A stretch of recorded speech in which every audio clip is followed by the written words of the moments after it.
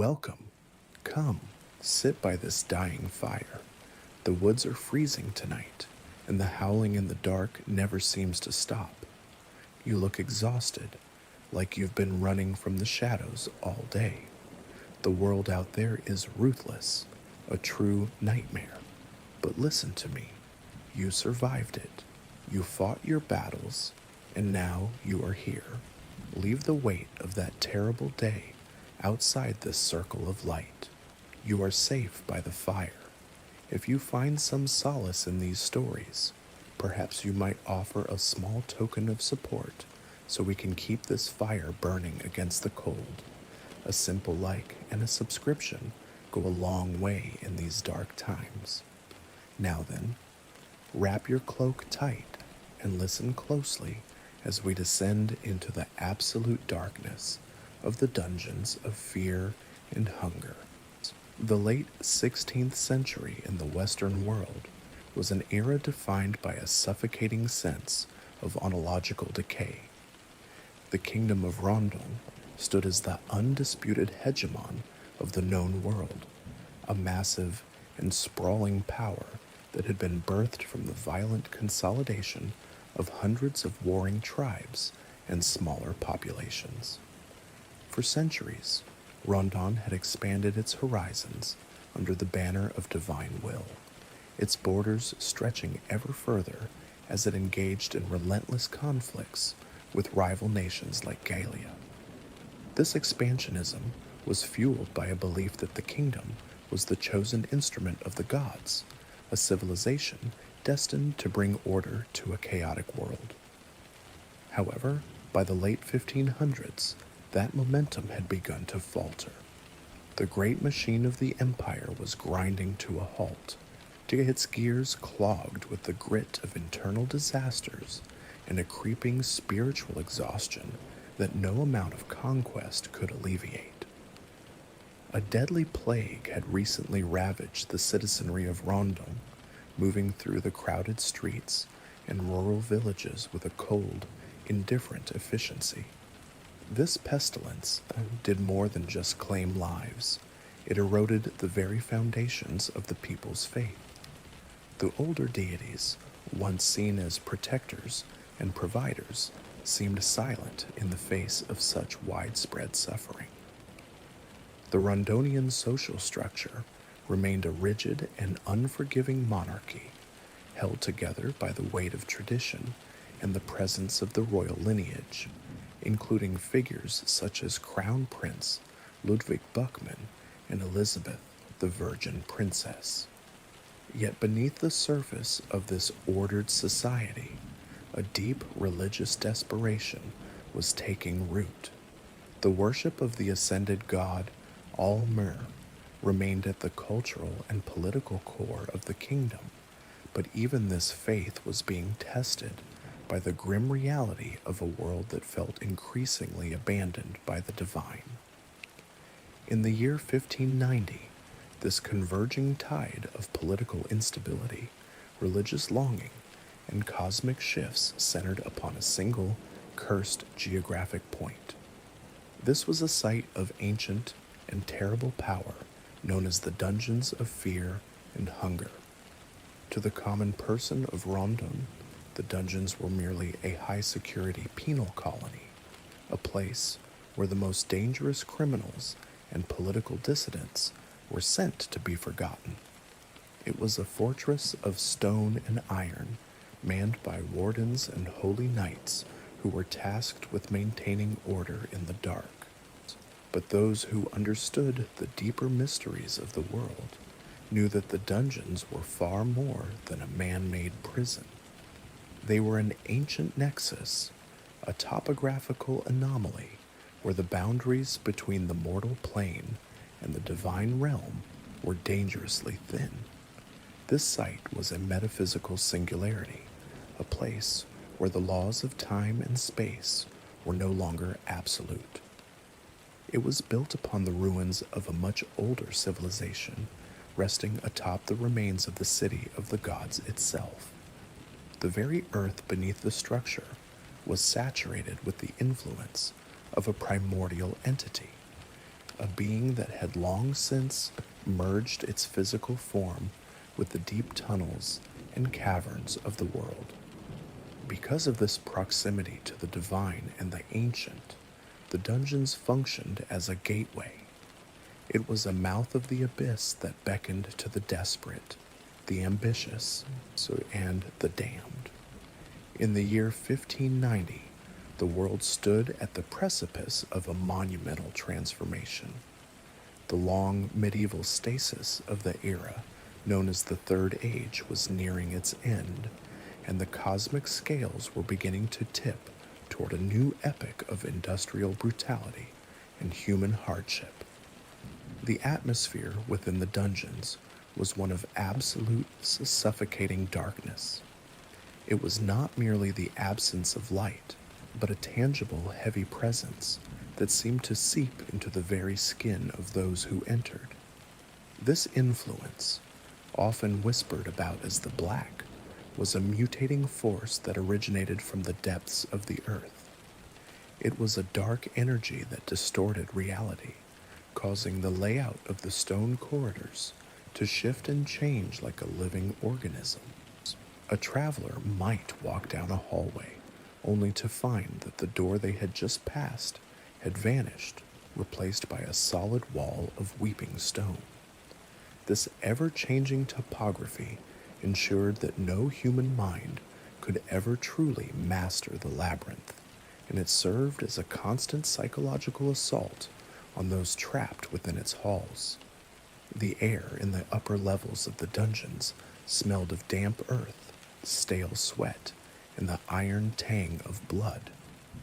The Rondonian military had done its best to impose a sense of human architecture upon the chaos, carving out entrance halls, inner sanctuaries, and guard posts. But as one descended further, the influence of the mundane world began to fade. The walls became slick with unnatural growth, and the sounds of the prison, the clinking of chains, and the distant moans of the incarcerated were replaced by a heavy, vibrating silence that felt like the breathing of a titan. It was a place where human suffering was not just an occurrence, but a fuel. The misery of the prisoners, the cruelty of the torturers, and the desperation of the seekers all fed into the metaphysical pressure of the site, creating a volatile environment where a single catalyst could ignite a change that would reshape the entire world. The convergence that occurred in 1590 was not an accident. It was the result of a complex interplay between three distinct classes of divinity and the human actors who dared to walk into the mouth of the abyss. There were the primordial old gods, entities of pure concept and terrifying power who had long since departed the human world, leaving behind only traces of their influence. There were the transient new gods of the Fellowship, or former humans who had attained a limited form of immortality and had ruled over the stagnation of the Third Age for over 800 years. And finally, there were the human catalysts, individuals driven by vengeance, knowledge, wealth, or loyalty, who brought their unique souls into the heart of the darkness. This moment in history represented the ultimate collision of human ambition and cosmic indifference. The Kingdom of Rondon, in its pride and its decay, had inadvertently facilitated this meeting of forces. By utilizing the dungeons as a dumping ground for the unwanted, and by sending its holy knights into the depths to retrieve lost artifacts, the monarchy had poked at a sleeping giant. The knights of the royal lineage, families like the Catalyst family, who had served the crown for generations, were trained through cruel and punishing methods intended to embed strict moral codes and religious devotion. Yet even this rigorous training was no match for the ontological rot that waited beneath the earth. The very virtues that Rondon prized, loyalty, order, and faith, were the first things to be twisted and broken by the influence of the dungeons.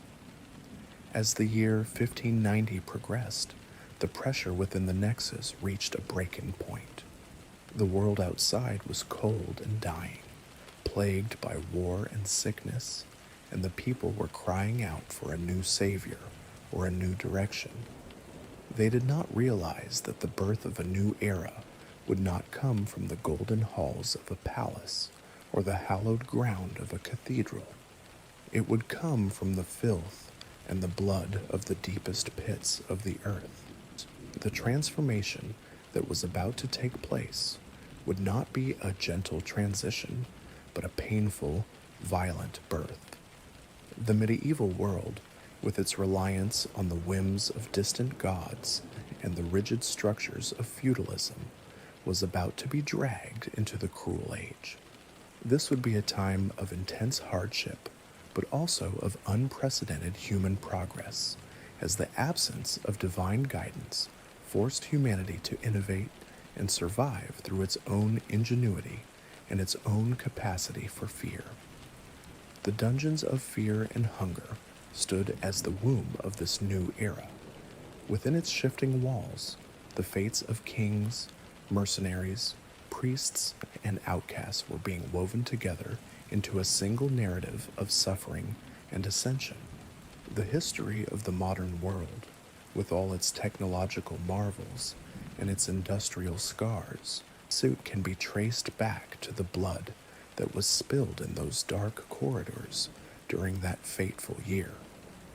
It was a time when the masks of the gods were stripped away, revealing the raw, pulsing heart of the universe, a heart that did not beat with love or mercy, but with the cold necessity of survival.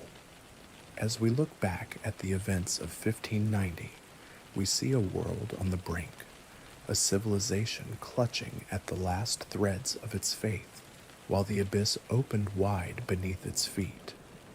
The story of what happened next is a chronicle of how 4 souls entered that darkness, and in doing so, changed the course of eternity. To understand the true horror of the dungeons, one had to first look upward and inward toward the primordial origin of all things. Long before the stone of the prison was ever quarried, and long before the first human soul ever flickered into existence, there were the old gods. These were not deities in the sense that a modern person might understand them. They were not benevolent guardians or even capricious kings. Instead, they were fundamental, primordial traces of the universe itself, representing concepts so pure and absolute that the human mind was never meant to contain them. They originated from a source often referred to in occult texts as the green hue, a state of existence that preceded the physical world and the logic of mortal life. In this ancient state, there was no distinction between a thought and an action, between a god and the domain they occupied. The old gods were the architects of the fundamental laws of reality, yet they were entirely indifferent to the creatures that eventually populated that reality. They did not exist to be worshipped. They existed because the concepts they embodied were necessary for the universe to function. Among these terrifyingly pure entities, 2 stood as the primary pillars of the ancient world, Grogoroth and Sylvian. To speak their names in the year 1590 was to invite a type of spiritual vertigo, for even the echoes of their power were enough to shatter the sanity of a common person. Grogoroth was the god of destruction and sacrifice. In the limited view of humanity, destruction was often seen as an evil or a tragedy, but to the old gods, it was a necessary cleansing, a returning of form to the void so that something else might eventually take its place. Grogoroth did not destroy out of malice. He destroyed because it was his nature, as natural and unyielding as a wildfire or the slow erosion of a mountain. Sacrifice was the only language through which a mortal could hope to communicate with such an entity, for a sacrifice was a small, physical echo of the cosmic destruction he represented. The blood spilled on a ritual circle was a way of acknowledging that all things must eventually end, and that the god of destruction was the final arbiter of that ending. Those who sought his power often found themselves consumed by it, for Grogoroth did not differentiate between the one who offered the sacrifice and the sacrifice itself. To touch the domain of destruction was to accept that one was already on the path to being unmade. In stark contrast to the absolute end represented by Grogoroth stood Sylvian, the goddess of love, fertility, and creation. If Grogoroth was the void, Sylvian was the overflowing cup. She was the impulse that drove life to propagate, to merge, and to bloom with a chaotic, unbridled energy. However, her version of love was not the sanitized, romanticized version found in Rondonian poetry. Sylvian's love was a primal, biological urgency that cared nothing for individual identity or morality. It was a force of pure creation that was often as grotesque as it was beautiful. She was the goddess who encouraged the merging of bodies and the blurring of boundaries, seeing the separation of individual beings as a flaw to be corrected through union. Her influence was felt in every birth and every bloom, but it was also felt in the suffocating growth of the deep thickets and the obsessive and identity-erasing passions that could drive a person to madness. These two deities, representing the ultimate duality of the universe, once walked the earth in forms that were as magnificent as they were terrifying. Yet by the time the medieval era reached its peak, the old gods had largely departed from the mortal realm. They did not leave because of a war or a defeat, but because they had simply finished their work. Like a painter who walks away from a completed canvas, the old gods retreated back into the green hue, leaving humanity to inhabit a world that was governed by the laws they had set in motion, but was no longer graced by their direct presence. The departure of the old gods left a profound vacuum in the spiritual landscape of the world, and humanity was left with only traces, shadows, and echoes of a power they could no longer truly reach. This absence was not a quiet one. It was a screaming void that the people of the Western world tried to fill with religions like the worship of All-Mare. But no matter how many cathedrals were built or how many prayers were whispered, the fundamental truth remained. The true masters of the universe were gone, and they were never coming back. This realization was the source of a deep, collective trauma that permeated the Kingdom of Rondon. The people felt like orphans in a cold house, looking at the distant stars and wondering why the light they once felt had grown so dim. The old gods were so far beyond human comprehension that even a brief glimpse of their true forms was enough to cause instant death or permanent insanity. To look upon Grogoroth was to see the end of all things, a sight that the human psyche was not designed to process. To look upon Sylvian was to be overwhelmed by a tide of creation and life so intense that it would dissolve the very concept of the self. This was the fundamental problem of the Third Age. Humanity was obsessed with the divine, yet the divine was toxic to the human soul.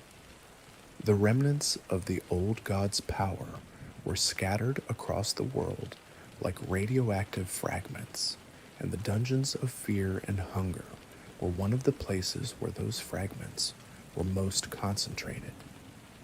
Within the dungeons, the traces of the old gods manifested in the most horrific ways. Because there was no longer a conscious deity to temper the power, the domains of destruction and creation ran wild. In the lower levels, the influence of Grogoroth could be seen in the grotesque mutations of the prisoners and the mindless violence of the guards. In the organic growth of the deep thickets, one could see the unchecked, cancerous creation of Sylvian, where life flourished in ways that were incompatible with human survival. The dungeons were a laboratory of the primordial, a place where the basic building blocks of reality were being toyed with by forces that did not care if the subjects survived the experiment. The scholars of the occult, those who studied the ancient texts and the forbidden skin Bibles, understood that the departure of the old gods was a tragedy of cosmic proportions. It meant that the world was now a closed system, spinning toward a slow, cold death without the infusion of new divine energy. The new gods, who would eventually try to take the place of the old, were merely shadows by comparison, mortals who had stumbled into a power they could barely contain and could never truly master. The old gods were the only ones who possessed the true ancient soul, a spark of pure divinity that could actually change the laws of the universe. Without them, the world was stuck in a repetitive loop of suffering and stagnation, a medieval nightmare that had no natural end. This was the metaphysical backdrop against which the events of 1590 unfolded. The seekers who entered the dungeons were not just looking for a man or a treasure. They were, perhaps without even knowing it, looking for a way to reconnect with the primordial source. They were trying to reach back through the centuries and touch the green hue to find some scrap of the old god's power that could be used to fix a broken world. But the old gods had not left behind a map or a key. They had left behind a trap. The traces they left in the dungeons were not meant to be found by humans, and those who did find them often discovered that the price of divine knowledge was more than they could ever afford to pay. The terror of the old gods was not that they were evil, but that they were complete. They represented a state of being that was so perfect and so absolute that it had no room for the flaws and the frailties of mankind. Grogoroth's destruction was perfect. Sylvian's creation was perfect. In the face of such perfection, human life was a messy, insignificant accident. This was the crushing weight that sat at the heart of the dungeons. Every stone, every shadow, and every drop of blood in that place was a reminder that the universe was built on principles that were entirely indifferent to human happiness. The old gods had moved on, leaving humanity to rot in the ruins of a world that was no longer theirs, while the green hue remained forever out of reach, a distant and mocking light in the absolute darkness. While the great pillars of destruction and creation, Grogoroth and Sylvian, defined the broad strokes of the ancient universe, other primordial entities left their own unique and often more direct scars upon the world. Among these was the entity known as Rare, the trickster moon. To the inhabitants of Rondon in the year 1590, the moon was a celestial body that governed the tides and the passage of the months. But to the occult scholar, it was a watchful, jealous eye. Gerar was a god who looked upon the ambitions of humanity with a profound and biting contempt. He was the deity who most vehemently despised the concept of human ascension, viewing the attempt of mortals to climb into the divine realm as a personal affront to the natural order. The influence of the moon god was not felt through direct violence, but through the warping of perception and the exposure of hidden, ugly truths. In the ancient city of Mahabharata, which the dungeons of fear and hunger were built upon, his presence was often signaled by a pale, sickly moonlight that did not illuminate so much as it distorted. This light was said to peel away the layers of a person's identity, revealing the raw, often hideous reality of their soul. Rare was the master of illusions, yet his ultimate trick was showing humanity that their existence was the greatest illusion of all. He was a god of secrets and madness, and the lingering traces of his power within the dungeons often manifested as hallucinations or the sudden terrifying realization that the walls around an explorer were not quite real. He watched the four protagonists and all who came before them, waiting for the moment their resolve would crumble under the weight of their own self-deception. Moving from the distant cold of the moon to the vibrating pulse of the earth, one encountered the traces of Venushka, the volatile god of nature. Venushka was an entity born from the unlikely and terrifying union of destruction and creation, embodying the dual nature of the natural world. Nature, in the context of the old gods, was not a peaceful sanctuary, but a relentless, expanding force that reclaimed everything it touched. Venushka represented the cycle of the seasons, the growth of the forest, and the sudden, devastating storm. His departure from the mortal realm left the natural world in a state of broken stagnation. This is why, within the deeper layers of the dungeons, particularly in the areas known as the thicket, the vegetation felt wrong. Without the guiding consciousness of Venushka, the organic life within the abyss grew in a panicked, cancerous fashion. Roots did not simply grow, they burrowed through solid stone like searching fingers, and the air was thick with the scent of rotting mulch and ancient stagnant pollen. The creatures that inhabited these green corridors were often insectoid or botanical hybrids, some mindless servants of a natural order that had forgotten how to die. However, while Rur watched from above and Venushka's influence grew in the cracks, there was one old god whose presence was far more intimate and terrifying for those trapped within the stone walls. This was the god of the depths.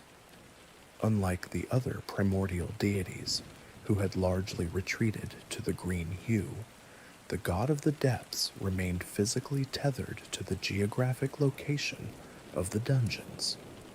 His massive, ancient body had long ago merged with the very earth beneath the structure, becoming one with the bedrock and the subterranean tunnels. To enter the dungeons was, quite literally, to walk into the body of a dying god. This deity was the patron of the forsaken, the discarded, and the parasitic. He was the god of the things that the sun refused to touch, the vermin that scurried in the dark, the insects that feasted on rot, and the humans who had been cast out by society. The god of the depths was responsible for the most profound, metaphysical feature of the site, the ever-changing layout of the labyrinth. Because the dungeons were a part of his living, albeit decaying form, the tunnels shifted in response to his slow, agonizing dreams. This topographical fluidity served a dark purpose. It challenged every newcomer, ensuring that no one could ever feel a sense of mastery or safety within the halls. The god's influence, often described as the black, seeped into the reality of the occupants, causing physical mutations and a slow, creeping psychological deterioration. The deeper one descended, so the more they became a part of the god's digestive process. The lower reaches of the dungeon, known as the gauntlet, were located within the literal mouth and throat of the entity. To pass through these trials was to be ground down by the cosmic weight of the god's misery, stripped of all human pretension until only the raw instinct for survival remained. The lingering traces of these departed deities created a world of absolute indifference. The god of the depths did not care for the prisoners Rondon sent to his bowels, nor did he care for the holy knights who tried to exert their will upon his stone skin. He simply existed as a massive, unconscious pressure, a gravity that pulled everything toward the center of the earth. The forgotten creatures of the deep, such as the cave dwellers and the lizard men, lived in the shadow of this entity, their cultures and their very bodies shaped by the heavy, damp influence of the god. They were the parasites of a divine corpse, thriving in the decay of an age that should have ended eons ago. In the year 1590, as the four primary protagonists began their descent, they were entering a world where the fingerprints of these gods were still fresh on the walls.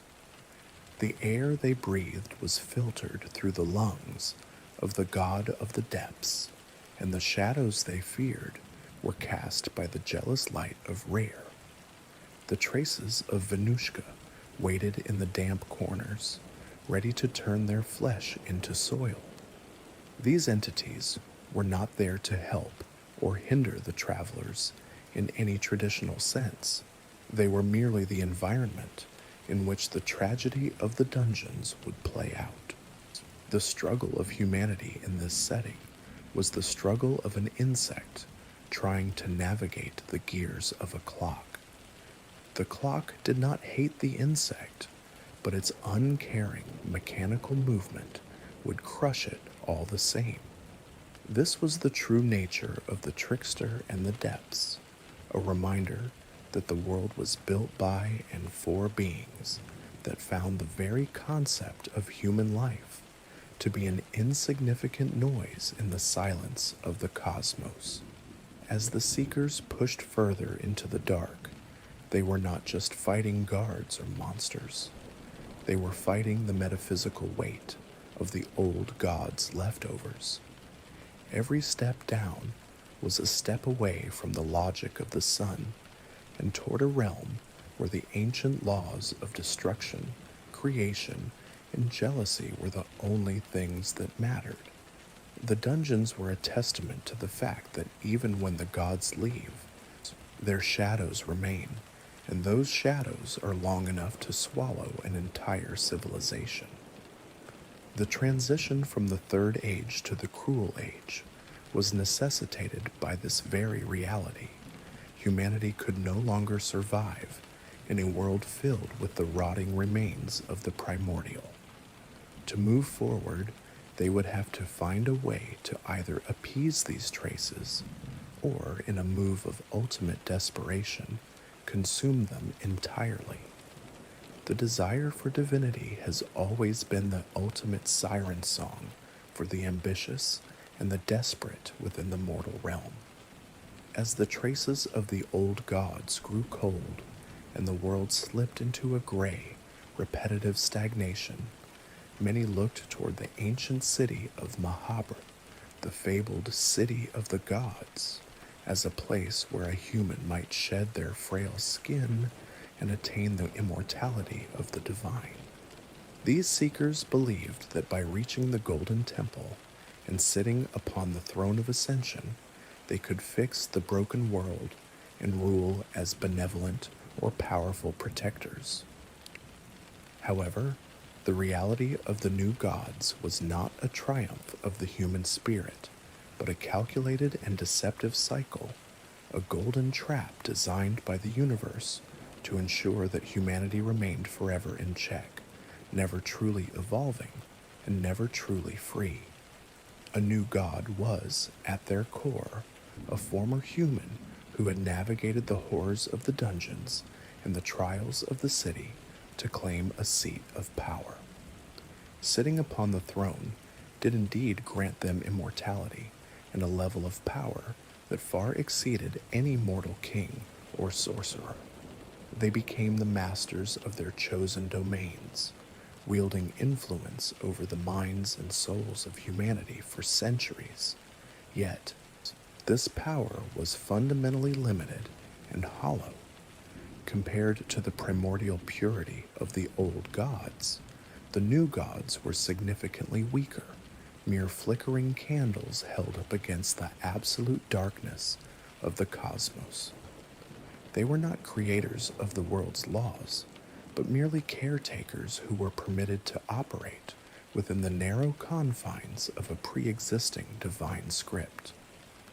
The tragedy of the new gods lay in the fact that they were destined to be replaced from the very moment they ascended.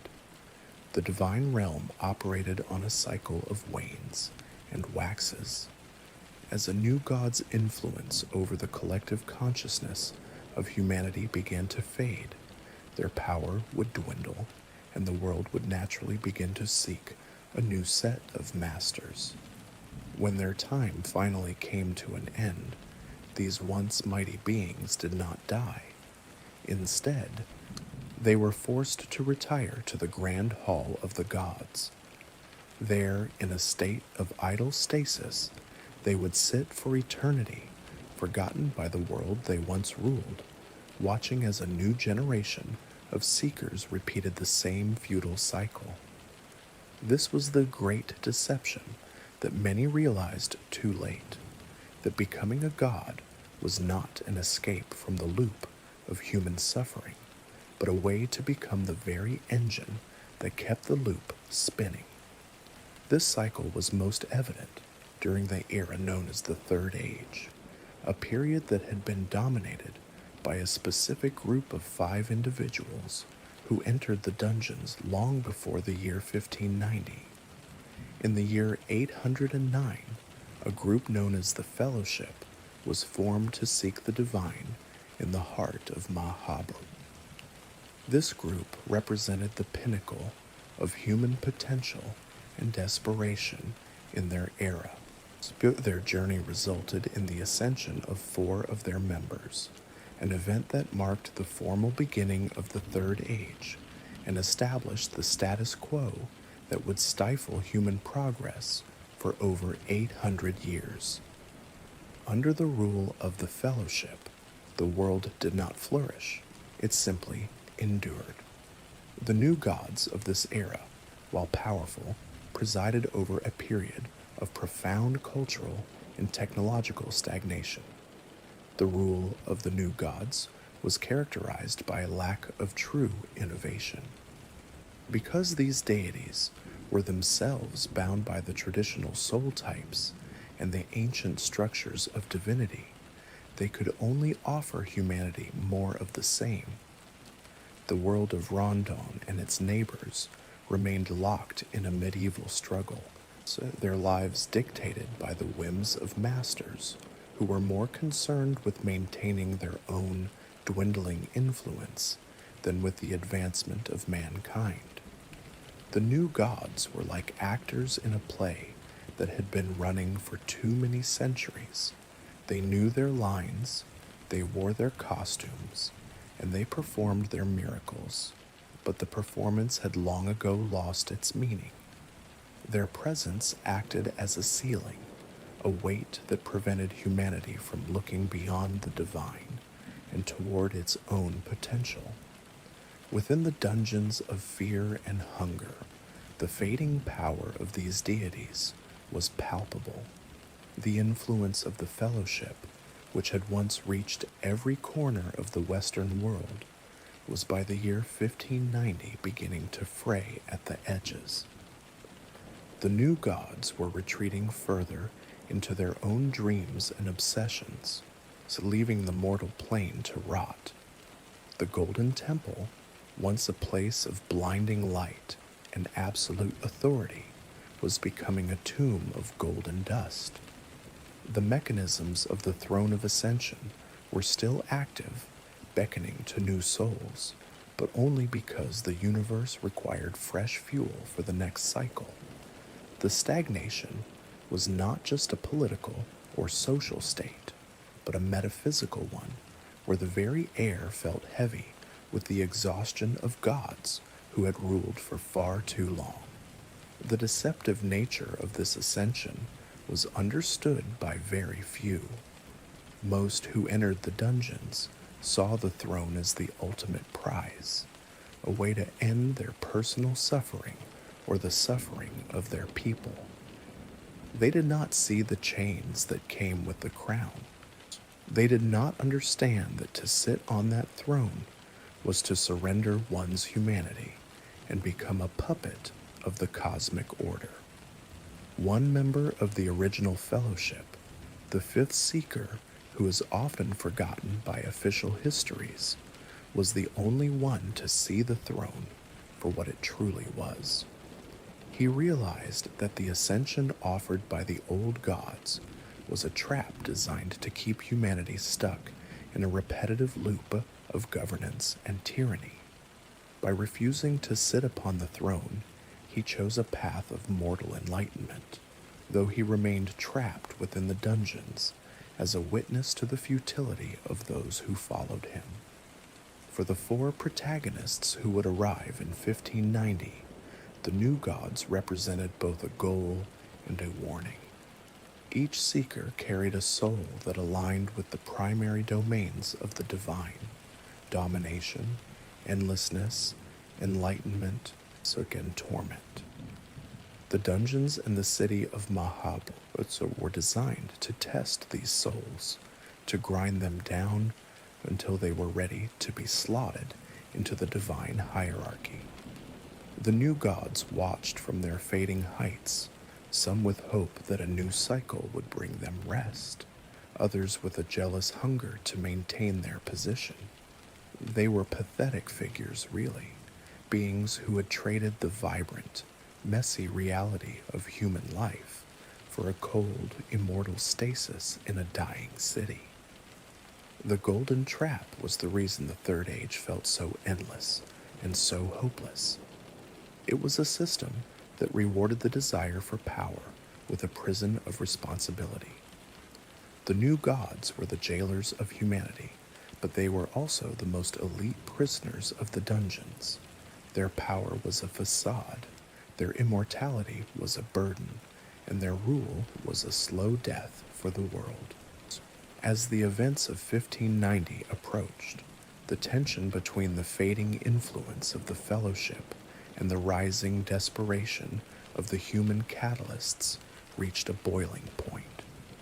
The world was ready to break, not because the old gods had returned, but because the new gods had finally run out of things to say.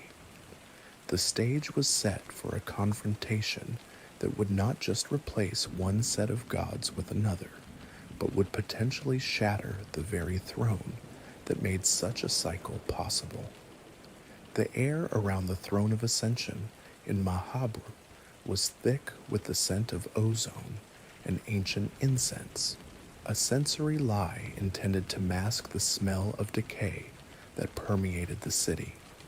Those who stood before it felt a pull that was almost impossible to resist, the promise that all their pain, all their losses, and all their failures could be washed away in a single moment of divine transformation. But for those who had eyes to see, the throne was not made of gold, but of the bones of all the humans who had sat there before. It was a seat for the forgotten, a place where the sun of the Third Age would finally set, leaving behind only the cold, hard reality of the cruel age that was yet to come. Deep within the claustrophobic stone throat of the dungeons, beneath the layers of prisons and mines where the air was thick with the scent of stagnant water and ancient rot, there existed a threshold to a reality that defied every law of the mortal world. This was the entrance to Mahabra, the city of the gods, an ancient and magnificent sprawl that served as the true heart of the metaphysical singularity. In the year 1590, most who heard whispers of this place envisioned a paradise of golden light and divine wisdom, but the reality was far more alien and unsettling. Mahabra was not a human construction. It was a monument of stone and gold that predated the Kingdom of Rondon by thousands of years, raised from the bedrock by a race of reptilian beings known as the lizardmen. These ancient architects had lived in a strange harmony with the primordial rhythms of the world, and Mahabra was their crowning achievement, a place where the divine and the terrestrial were woven together so tightly that the boundaries between planes of existence became porous and malleable. By the time the four seekers arrived in 1590, the lizardmen had long since fallen from grace in having retreated into the damp mines and hidden laboratories to live as a shadow of their former selves, leaving their great city to be inhabited by the echoes of gods and the ghosts of human ambition. To step onto the streets of Mahabra was to step outside of the linear flow of time entirely. The city functioned as a crossroads of multiple planes, a nexus where the physical laws of the Western world were merely suggestions. Gravity felt different here, more heavy yet less consistent, and the light seemed to originate from the stone itself rather than any celestial body. The most profound feature of this site was its dual nature, a metaphysical split that was managed by a powerful and terrifying artifact known as the Cube of the Depths. So this eldritch object was sacred to the god of the depths and acted as the primary key for any who wished to navigate the city's treacherous architecture. The cube allowed for temporal shifting, enabling a bearer to pull two different versions of the city into their current reality.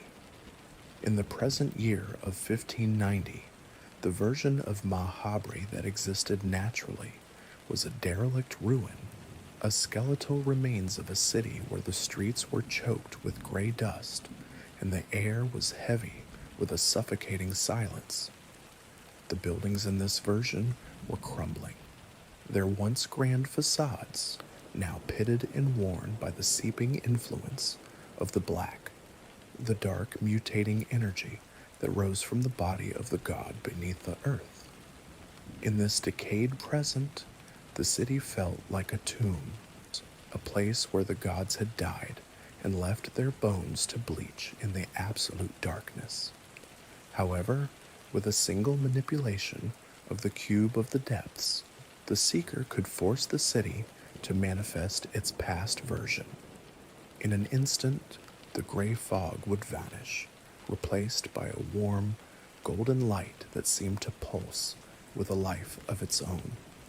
The ruins would mend themselves before the traveler's eyes, the cracks in the marble vanishing as the golden temple rose once more in its full, terrible majesty.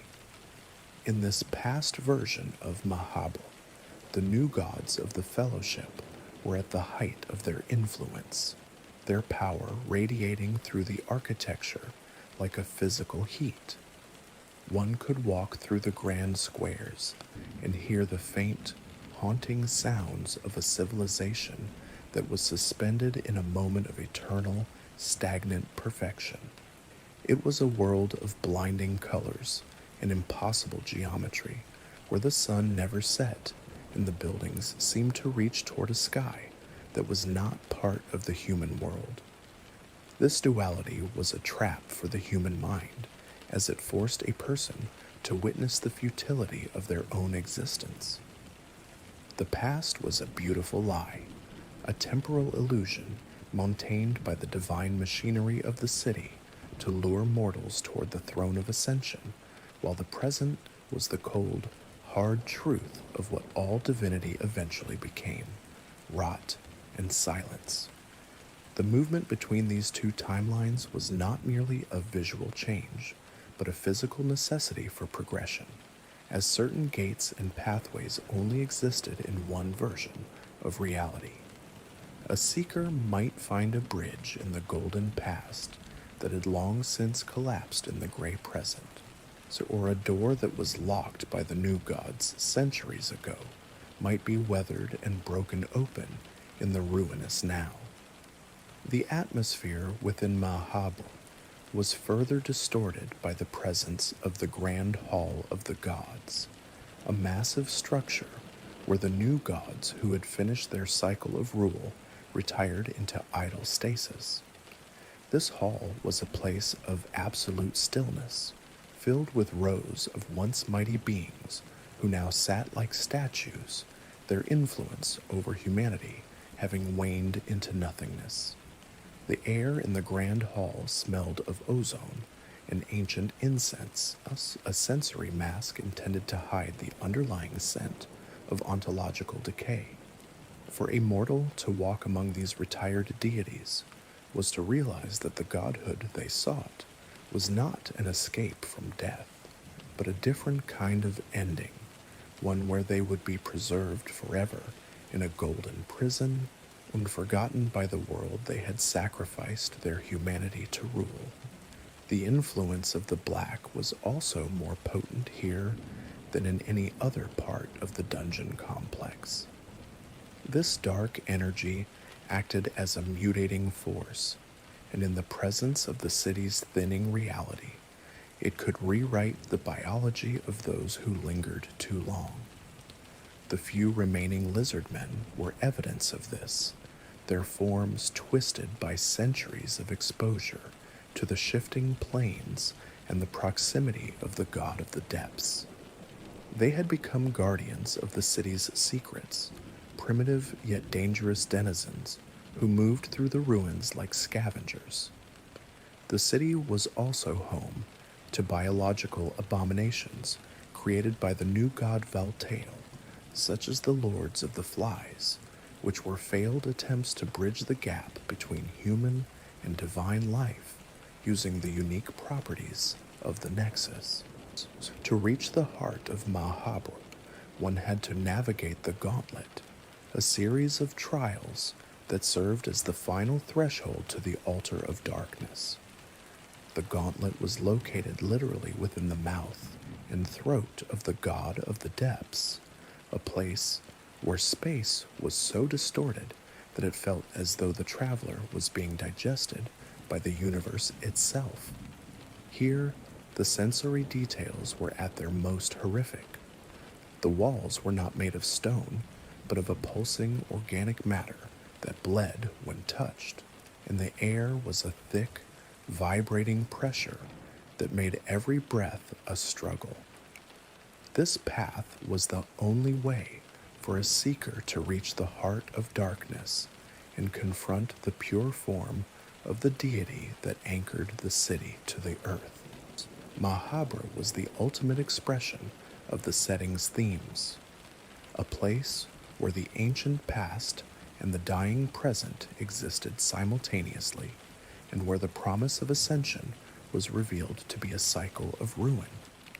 It was a city that existed because the old gods had left it behind, a celestial playground for mortals who were too ambitious for their own good. As the year 1590 drew to a close, the four protagonists found themselves wandering these golden streets and gray ruins, clutching their cube of the depths and realizing that the city of the gods was not a destination, but a mirror. It reflected back to them the fragility of their souls and the terrifying indifference of a universe that could build such a magnificent place, only to let it rot in the dark. The transition from the era of the old gods to the dominion of man was not a sudden or clean break, but rather a slow and agonizing descent into a state of spiritual starvation. By the year 809, the Western world had reached a threshold of absolute desperation. The primordial deities had largely departed, leaving behind a world where the sun still rose and the rain still fell, but the divine meaning behind those events had evaporated into a cold and indifferent void. It was during this period of great peril and profound abandonment that a group of 5 remarkable individuals came together to form what history would remember as the Fellowship. These seekers, driven by a shared refusal to rot in a godless world, or ventured into the depths of the dungeons to find the ancient city of Mahabra and reclaim the divine fire that had been lost to humanity. The Fellowship was comprised of 5 distinct personalities: Francois, Nilvan, Valtail, Ronchambara, and the scholar Nosramus. Their journey through the shifting halls of the abyss was more than a physical trek. It was a pilgrimage of the soul that would ultimately result in the ascension of 4 of its members, an event that formally inaugurated the Third Age of history. For over 800 years, these new gods would hold the world in a tight, unyielding grip, presiding over an era that offered stability but demanded the price of total human stagnation. They were the architects of a long medieval afternoon that seemed as though it would never end, their rule defined by the specific soul types they brought to the Throne of Ascension. The first to claim his place in the divine hierarchy was Francois, who ascended to become the dominating one. His essence was tied to the soul of domination, a force of pure governance, authority, and tyranny. From his seat in the Golden Temple within the heart of Mahabra, Francois ruled with an iron fist, imposing a rigid order upon the divine city, and by extension, the mortal realms that looked to him for guidance. His power was the power of the king and the conqueror, a force that demanded submission and provided structure in exchange for the death of individual will. Under his influence, the political systems of the world became fixed and unmoving, reflecting the ironclad certainty of a God who believed that humanity's only path to survival was through absolute control. While Francois governed the physical and political structures of the world, Nilvan, the Endless One, turned her gaze toward the realms of dreams and the hidden potential of the human spirit. Bearing the endless soul, Nilvan was a being of shifting possibilities and eternal longing. She did not seek to rule through decree, but through influence, weaving herself into the subconscious of the world. It was Nilvan who most acutely felt the weight of the stagnation that the Fellowship had brought about. She realized that while her companions were content to sit upon their thrones forever, the potential of mankind was being smothered by their very presence. This realization drove her to seek out catalysts for change, eventually visiting the ambitious Lagarde in his dreams to facilitate the birth of a child who might one day break the cycle they had created. The intellectual and creative weight of the Fellowship fell upon Valtail, known as the Enlightened One. His soul type was that of enlightenment, a domain centered upon knowledge, creation, and the obsessive pursuit of understanding. Valtail was a god of the laboratory and the library, yet his enlightenment was not a peaceful one. He became consumed by the desire to bridge the gap between the limited power of the new gods and the primordial purity of the old gods. This obsession led him to populate the golden streets of Mahabharata with biological abominations and failed experiments such as the grotesque Lords of the Flies. His domain was one of artificial life and sterile knowledge, where the pursuit of truth had become detached from the reality of human suffering. Under Valtail, the progress of the world was diverted into the eccentric and the monstrous, ensuring that while knowledge grew, it never served to truly liberate humanity. Finally, there was Ron Chambra, who ascended as the Tormented One. His domain was the most visceral and difficult to grasp, for he represented the tormented soul and the philosophy that great art and true understanding could only be achieved through the embrace of suffering. Ron Chambara subjected himself to eternal chains and unending physical pain, believing that by becoming the living embodiment of agony, he could capture a beauty that was otherwise inaccessible to the mortal mind.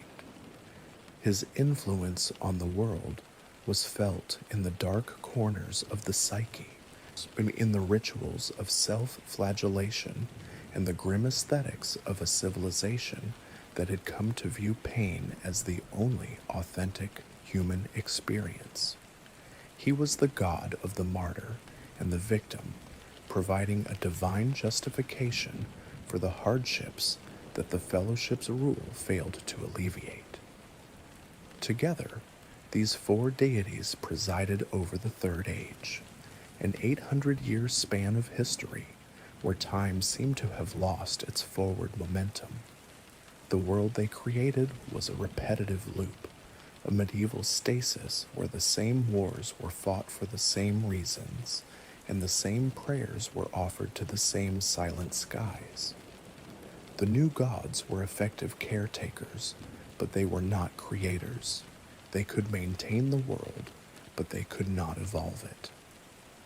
Their rule was characterized by a heavy, suffocating peace that suppressed the natural human drive for innovation and change. Because the Fellowship had attained their power by sitting upon the Throne of Ascension, they were bound by the very rules of the cycle they had entered. They were immortals, trapped in a golden cage, and their rule ensured that all of humanity was trapped alongside them. The stagnation of the Third Age was not merely a lack of technological advancement, but a deep spiritual malaise. The people of Rondon and other nations lived in the shadow of these four figures, their lives dictated by the domains of domination, endlessness, enlightenment, and torment. The world was a finished product, a static monument to the Fellowship's journey in the year 809. The new gods had replaced the old, but they had also replaced the future with an eternal present. The air of the world grew thin and stale, like the air inside a tomb that has been sealed for centuries. As the centuries passed, the vibrant individuals who had once sought to save humanity became increasingly detached and erratic. Francois grew more tyrannical, Valtail more obsessed with his chimeras, and Ron Chambara more deeply buried in his chains. Only Nilvan seemed to retain a sense of the tragedy they had wrought, looking out from the city of the gods and seeing a world that was slowly dying of boredom and despair. The ascent of the Fellowship had been a triumph of human willpower, but its legacy was a long, slow defeat for the human spirit. The stage was being set for the end of this age, as the pressure of 800 years of stagnation began to crack the foundations of the Golden Temple, and the world prepared itself for the violent birth of something new and far more cruel. The journey of the Fellowship in the year 809 was a tragedy defined by the narrowness of human vision, yet one figure stood apart from the collective madness of his peers. This individual was Nosramus, often whispered of in the forbidden texts as the fifth member, a scholar whose soul was not consumed by the glint of the golden throne or the hollow promise of immortality through godhood. While Francois, Nilvan, Valtail, and Ron Chambra were blinded by their own terrestrial desires for domination and enlightenment, Nosramus possessed a quiet, piercing clarity that allowed him to look past the divine veil. When the group finally breached the inner sanctums of the ancient city of Mahabur and stood before the Throne of Ascension, the others saw a gateway to ultimate power, but Nosramus saw a cage. This realization did not come from human intuition alone, but from a terrifying brush with the primordial truth. It is said that at the very threshold of his ascension, Nosramus was shown the futility of the divine cycle by the traces of the old gods themselves. In that moment of cosmic clarity, he witnessed the great deception that underpinned the entire theological framework of the world. He saw that the new gods were not true masters of reality, but merely placeholders in a repetitive loop designed to keep humanity in a state of perpetual childhood. He watched visions of the future and the past bleed together in seeing row upon row of former humans who had sat upon that same throne, only to eventually fade and retire to the grand hall of the gods, where they sat in idle, forgotten stasis while a new cycle of divinity began.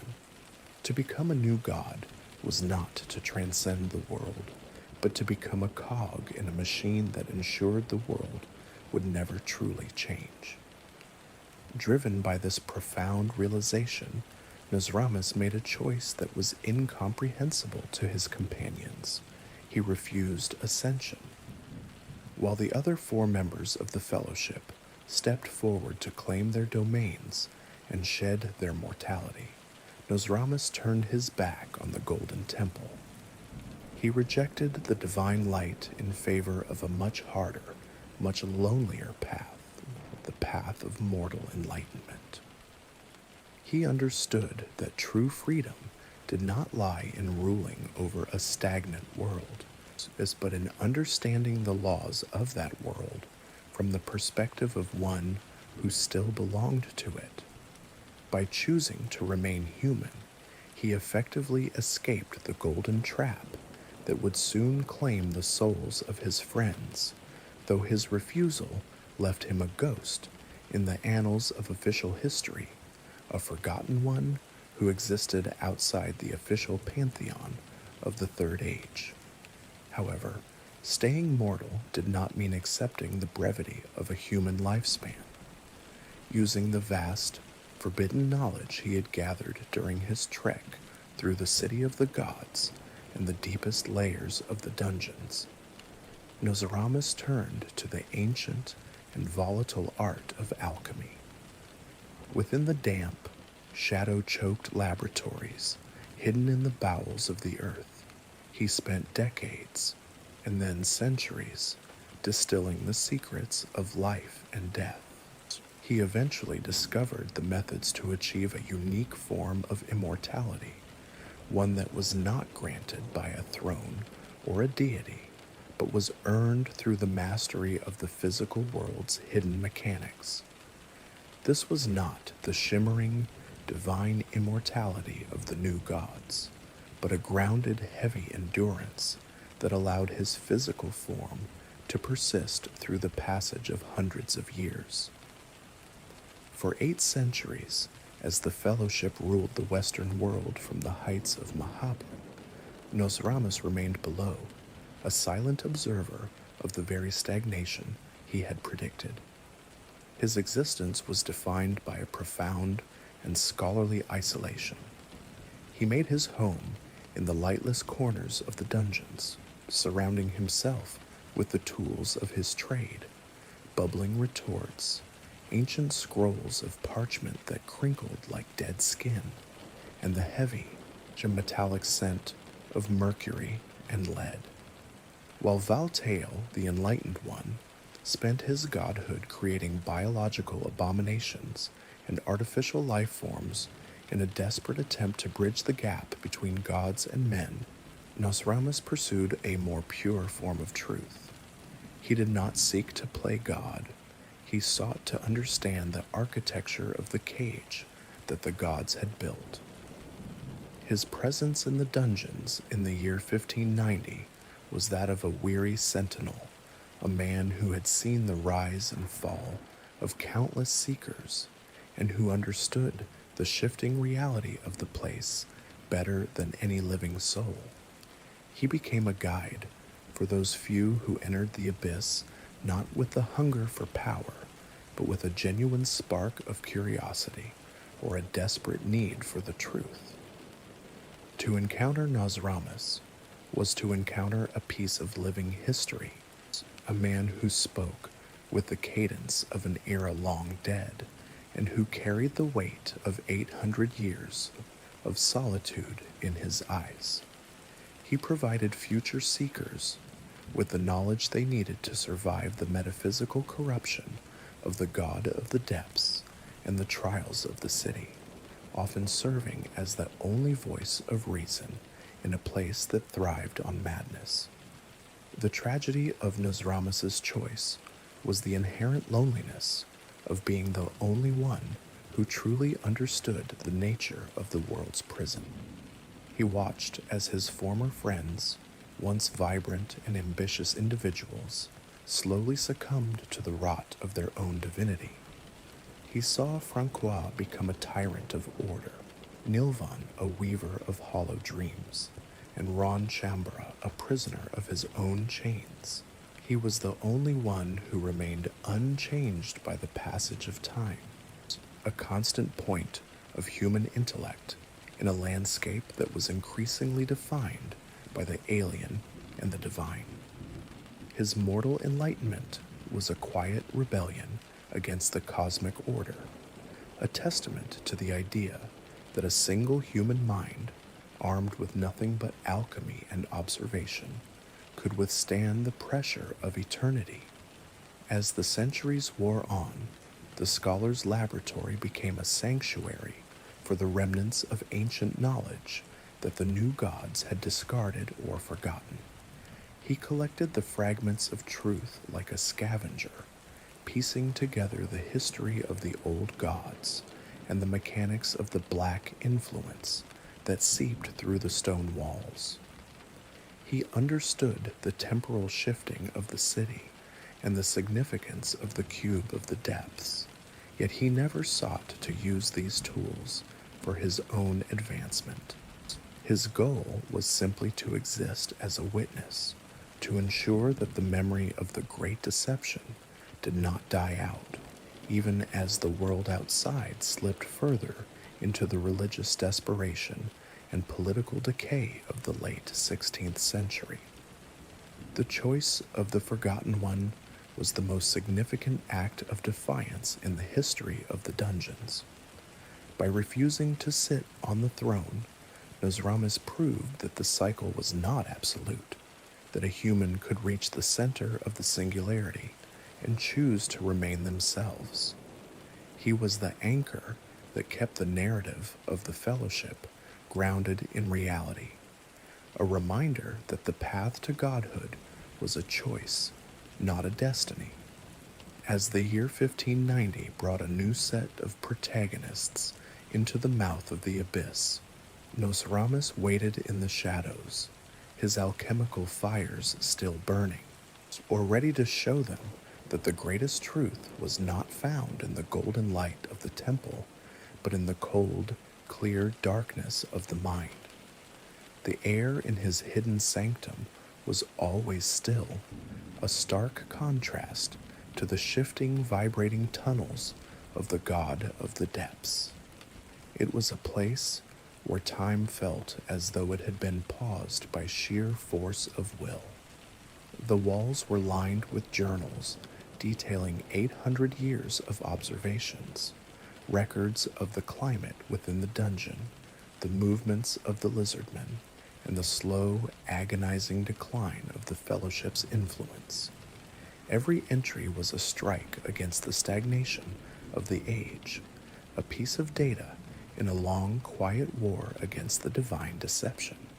For Nosramus, immortality was not a gift to be enjoyed, just but a tool to be used in the service of understanding the ultimate question: what did it truly mean to be free in a world governed by indifferent gods? In the end, the path of the scholar was the only one that led to a genuine form of peace. While the new gods agonized over their waning power, and the old gods remained silent in their distant green hue, Nosramus found fulfillment in the simple act of knowing. He was the first to realize that the cruel age was coming, and he was the only one who did not fear it, for he had already lived through the worst that the Third Age had to offer. He stood ready to pass his torch to whoever was brave enough to seek it, a guardian of the mortal spark, in a place dedicated to its extinction. While the ancient spires of Mahabal represented the peak of divine architecture, the world above remained tethered to the harsh, cold reality of the Kingdom of Rondon. By the late 16th century, the kingdom had reached the zenith of its territorial expansion, but its internal spirit was hollowed out by plague and a growing distrust in the silent gods of old. To maintain its grip on the borders and manage the growing population of dissidents, criminals, and the truly dangerous, Rondon established a presence within the upper reaches of the most terrifying geographic anomaly in the Western world, the dungeons of fear and hunger. To the common soldier of Rondon, the outpost was a miserable assignment, a place of freezing fog and damp stone where the sun was a distant memory. To the crown, however, it was a necessary lid upon a boiling pot of metaphysical instability. The Rondonian outpost occupied the upper levels of the structure, specifically the area known as Floor 1 and the inner halls, where the architecture still retained the recognizable shapes of human masonry and iron bars. The kingdom utilized these levels as a penal colony, a site of absolute isolation for those who threatened the rigid social order of the monarchy. Great iron gates were hammered into the ancient stone, and the flicker of torchlight played across the faces of guards who were often as much prisoners as the men they watched. Yet even in these upper reaches, the atmosphere was saturated with a presence that no human military could contain. The dungeons were not merely a prison, they were a topographical and metaphysical nexus built directly upon the ruins of the divine city, where the laws of time and space were increasingly malleable. Beneath the boots of the Rondonian guards, the earth itself was alive with a slow, agonizing consciousness. The god of the depths, an old god who had chosen to remain tethered to the physical world, had merged his massive body with the bedrock and the subterranean tunnels beneath the structure. This proximity to a primordial entity meant that the dungeons were constantly seeping a dark, mutating influence known to scholars and the terrified occupants as the Black. This influence was not a substance that could be scrubbed away, but a spiritual and physical rot that permeated the very stones of the outpost. It distorted the senses, causing the shadows in the corner of a room to feel heavier than the light, and it began a slow process of psychological deterioration in every human being who remained within the halls for too long. The man tasked with maintaining order in this absolute darkness was Captain Rutimer, the warden of the dungeons. Rutimer was a figure of immense respect and religious devotion, a former holy knight of Rondon who had spent his youth serving the crown with a sword in his hand and the prayers of Almer on his lips.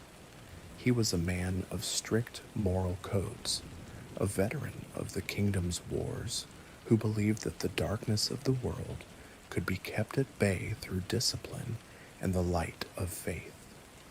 When he was appointed to lead the outpost at the dungeons, he viewed it as his final sacred mission to stand as a guardian at the mouth of the abyss and ensure that the filth of the deep never reached the civilization he loved. However, the dungeons did not care for Rutimer's medals or his prayers. As the weeks turned into months, the environment began to take a heavy toll on the warden and his men. The air within the inner halls grew thick with a vibrating pressure that seemed to pulse in time with the heartbeat of the god below. The topography of the levels began to shift as the god of the depths moved in his fitful sleep, rearranging the tunnels to ensure that no human could ever truly master the labyrinth. Guards reported doors that led to nowhere and staircases that seemed to stretch into eternity. Rutimer, once a pillar of sanity, began to feel the cold fingers of the black reaching for his mind. His obsession with exterminating the darkness became a trap as he began to see the influence of the dungeons in every shadow and in the faces of his own prisoners. The psychological weight of the outpost was compounded by a desperate lack of resources. The plague ravaging Rondon meant that supply lines were often cut, leaving the warden and his garrison to starve in the dark.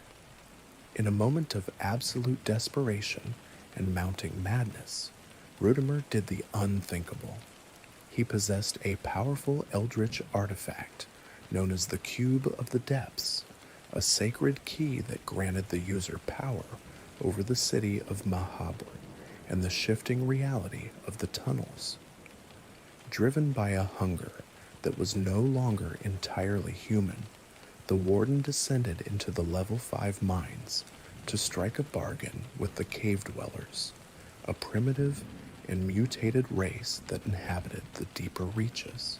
Though he traded the cube, the very key to the divine city, for simple supplies, a trade that signaled the final collapse of his duty and his sanity.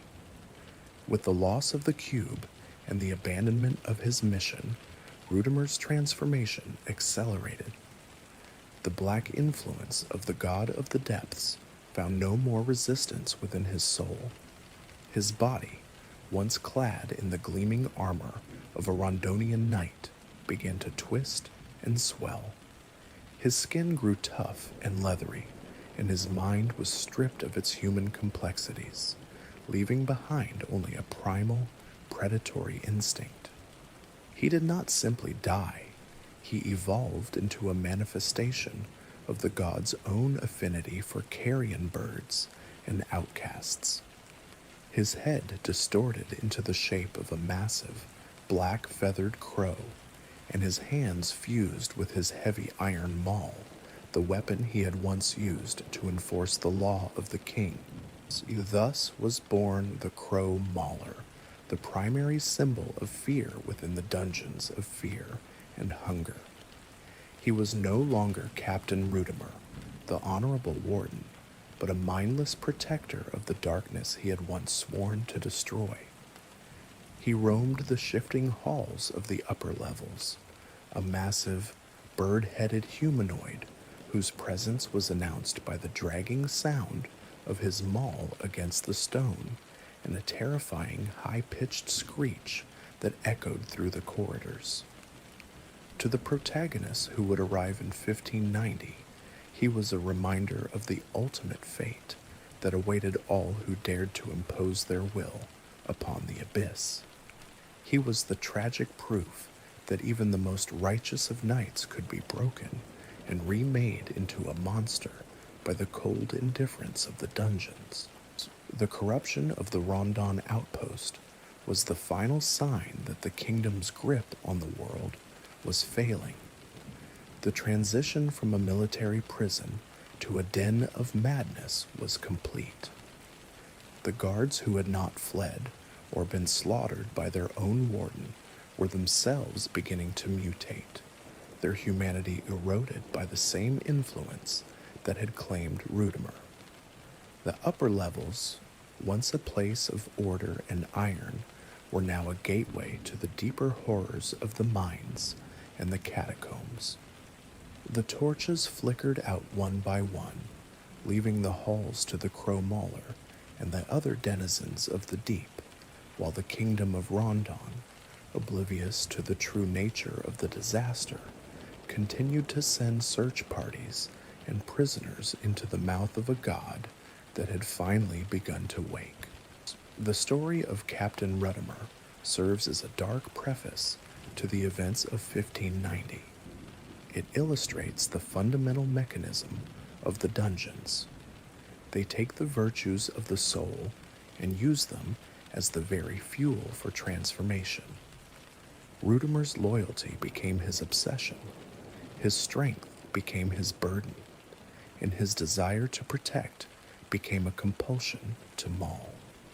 As the four seekers stepped through the entrance and into the inner halls, they did not just find a prison. They found the remains of a civilization that had been swallowed whole, and they found a guardian who was the living embodiment of the fear and hunger that the dungeons demanded of all who entered. While the corruption of the Rondonian outpost signaled a physical decay of the kingdom's power, a far more focused and ambitious threat was coalescing in the figure of a single man. The name Lagarde was a whisper that carried both profound hope and a chilling dread through the streets of Rondon and the war-torn territories of the West. He was born into a family of little consequence, a humble Rondonian lineage that offered no inherent power, no land, and no ancient title to pave his way. Yet from an early age, it was clear that he was marked by a quality that transcended his lowly station.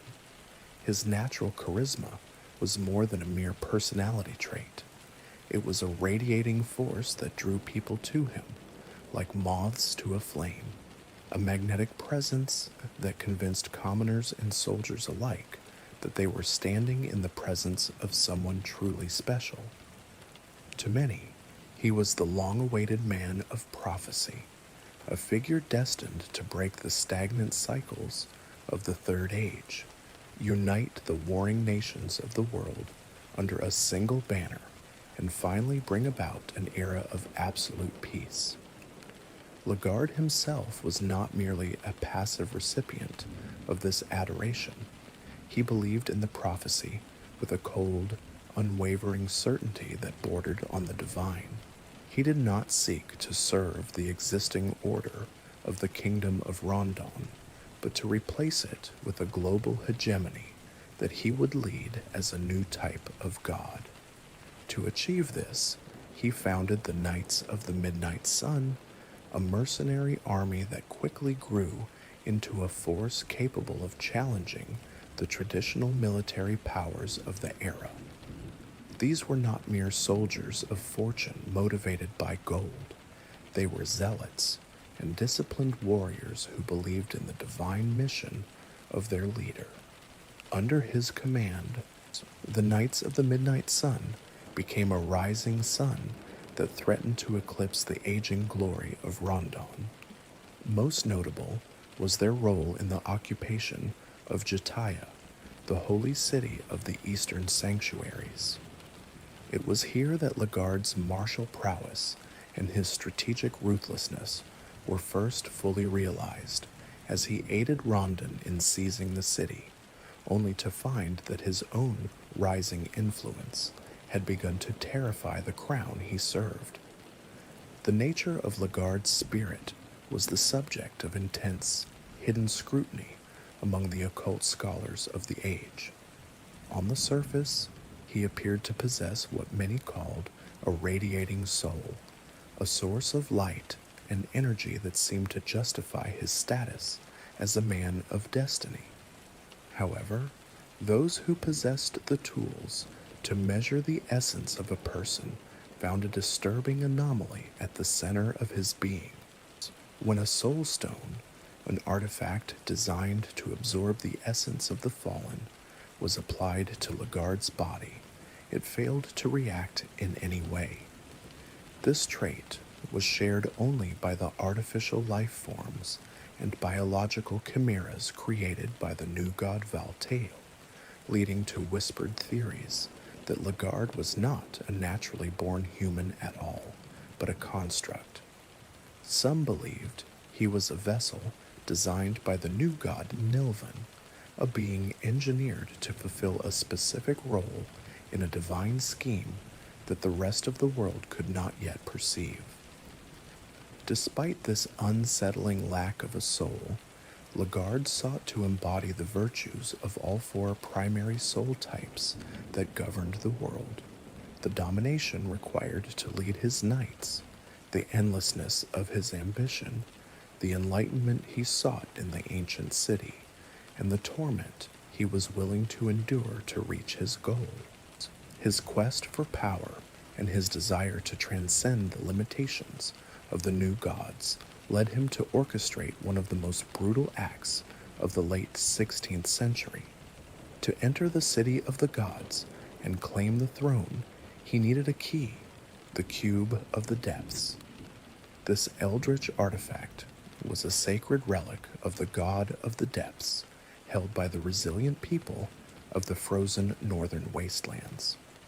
Lagard led his Knights of the Midnight Sun on a ruthless raid of the village of Oldegord, slaughtering the inhabitants to seize the cube. This act of carnage was the event that set a cycle of vengeance in motion, as a lone survivor from that frozen land would eventually track Lagard into the very bowels of the earth to seek retribution for his fallen kin. For Lagard, however, the blood spilled in Oldegord was merely a necessary sacrifice on the altar of his own apotheosis. By the year 1590, the Kingdom of Rondon's fear of the charismatic leader had reached its peak. The Knights of the Midnight Sun were perceived as a direct threat to the kingdom's hegemony, leading Rondon to eventually betray and capture Lagard. He was stripped of his armor and his command and sent to the deepest, most secure reach of the dungeons of fear and hunger, the catacombs located just above the threshold of the divine city. While Rondon believed they had neutralized a dangerous usurper, there were many who believed that Lagard had orchestrated his own capture. To achieve a godhood that would truly transcend the hollow rule of the Fellowship, he believed he had to experience the final torment of imprisonment and despair. He allowed himself to be taken into the mouth of the abyss, trusting that his destiny would protect him and that the four faithful protagonists who were converging on the site would serve as the final catalysts for his rise. The prophecy of the Yellow King was the blueprint for his intended transformation. He did not wish to simply sit on the Throne of Ascension and become another stagnant new god like those of the Fellowship. He sought to become a unifying force for all of humanity, a golden deity who could wield the power of the divine to fix the broken systems of the world. In the lightless damp of his prison cell, he waited with a terrifying patience, his lack of a soul making him immune to the psychological rot that had destroyed Captain Rudimer. He was a vacuum of ambition, a void waiting to be filled with the power of the city of the gods. His presence in the catacombs acted as a beacon, pulling the mercenary, the knight, the dark priest, and the outlander toward him, each of them a thread in a tapestry that he intended to weave into a new era of history.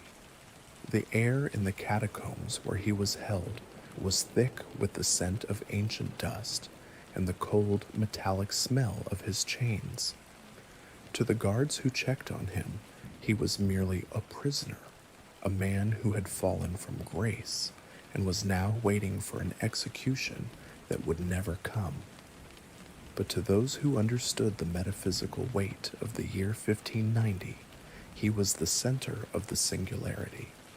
He was the prophesied one, is the man who had brought the cube of the depths into the heart of the darkness, and who stood ready to consume the legacy of the old gods, to fuel his own ascent. As the four seekers began their descent through the levels of the prison, the shadow of Lagarde hung over every corridor, a golden promise and a dark warning of what happens when human ambition refuses to accept the boundaries of the mortal plane. The tragedy of the Yellow King was the tragedy of a man who believed his own myth so completely that he became a monster to fulfill it. His belief in the necessity of his rule allowed him to justify the slaughter of innocents and the betrayal of his own kingdom. He saw the world not as a collection of living souls, but as a fractured machine that only he could repair. This cold, but intellectual approach to divinity was the very thing that made him so dangerous and so compelling. As the seekers drew closer to his cell, they were not just approaching a prisoner, they were approaching the pivot point of history, the moment where the Third Age would finally end and the long, bloody transition to the modern world would begin. The year 1590 marked the final, desperate convergence of forces that would dismantle the medieval stasis of the world. Into the mouth of the abyss stepped four primary protagonists, each drawn by a different facet of human drive, and marked by a specific soul sign that aligned with the ancient hierarchies of the universe. These individuals didn't come to this cursed geographic point by chance.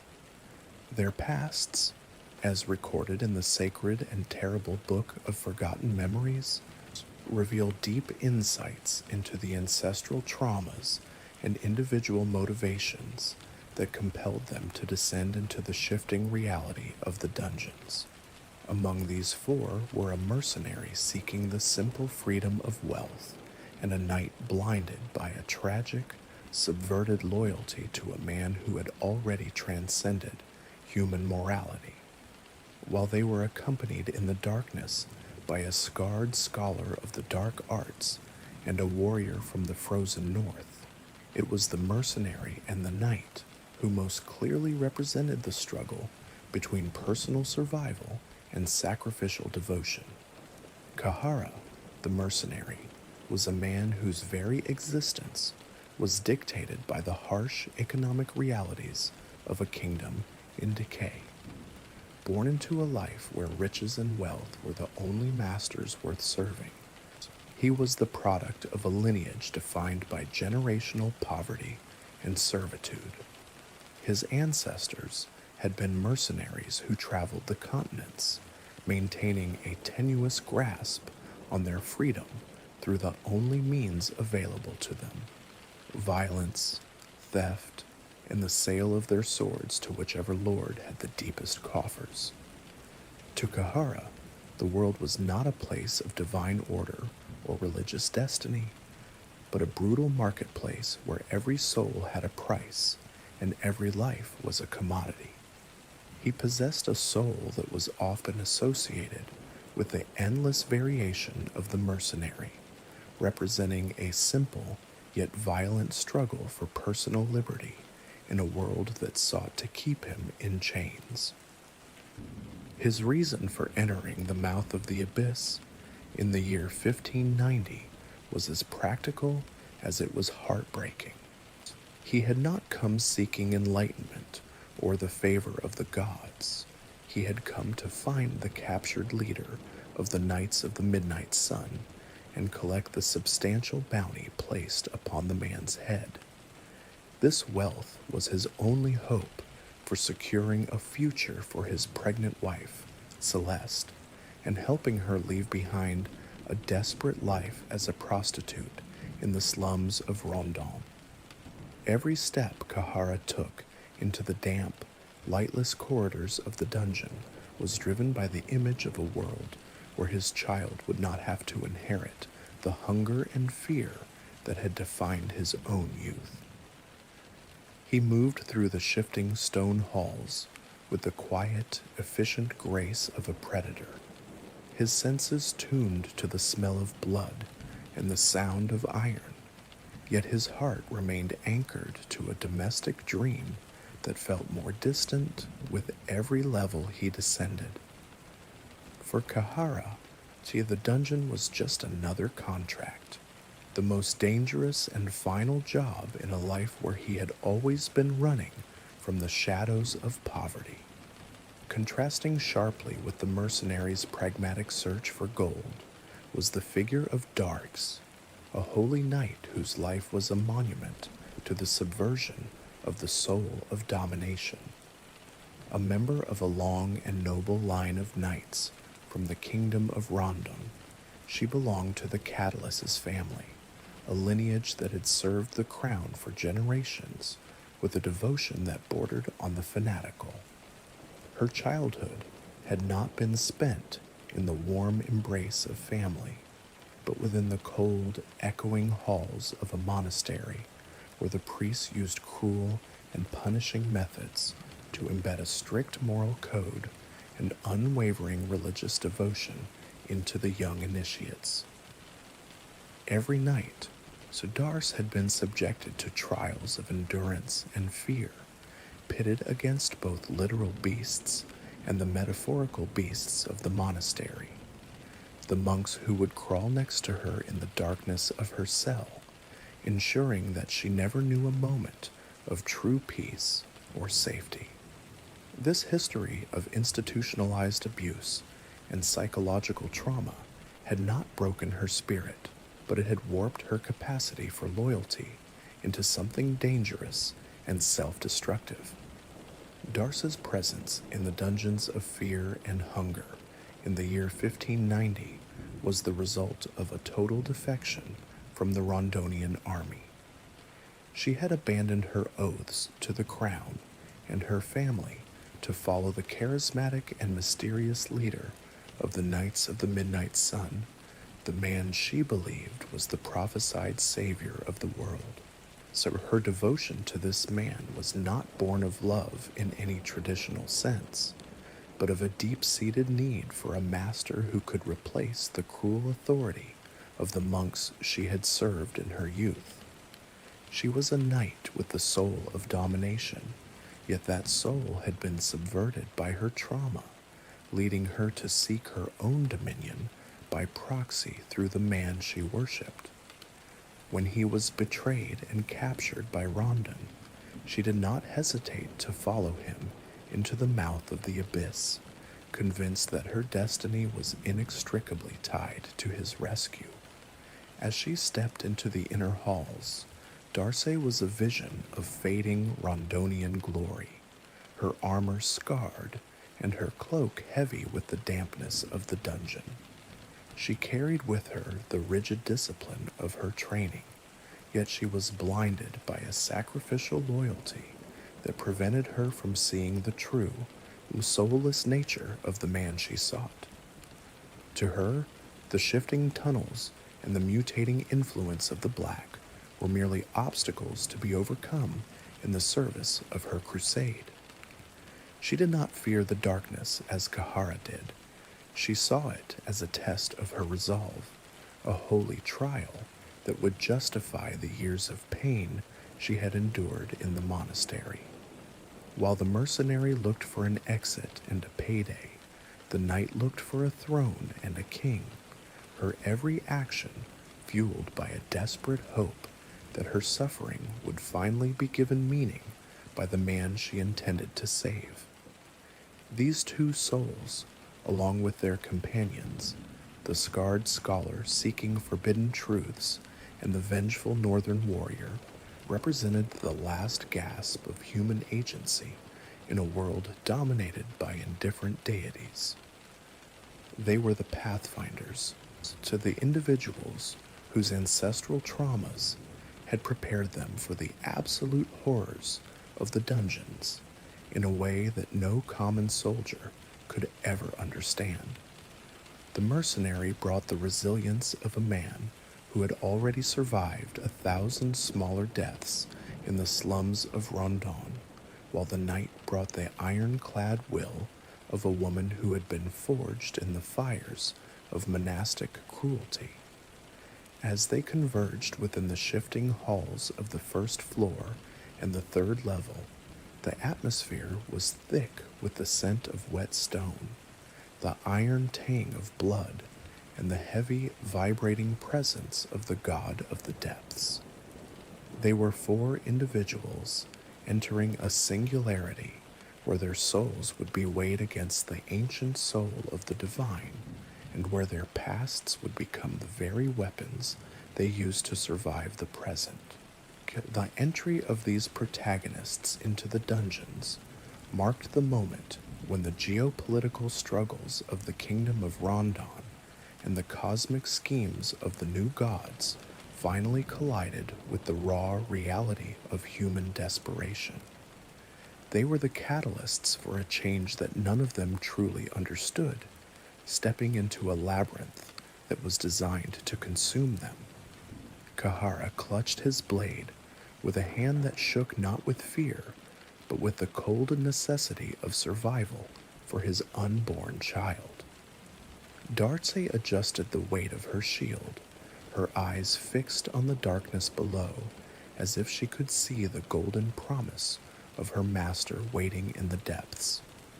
Together, they began a descent that would strip them of their human identities and force them to confront the terrifying truths of the universe, that in the heart of the abyss, the only thing more powerful than the gods was the sheer, unrelenting hunger of a human soul that refused to give up.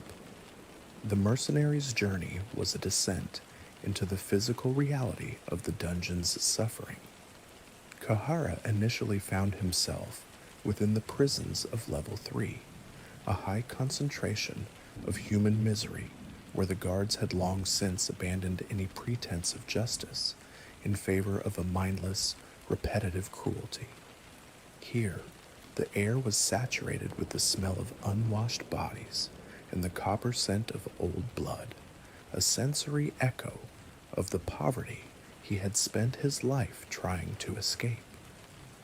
He navigated the narrow, weeping cells, not with the indignation of a moralist, but with the weary familiarity of a man who knew exactly how much a human life was worth when the candles went out. His goal remained the bounty on the man of prophecy, but yet every prisoner he passed and every guard he dodged served as a reminder of the generational servitude that had plagued his family name.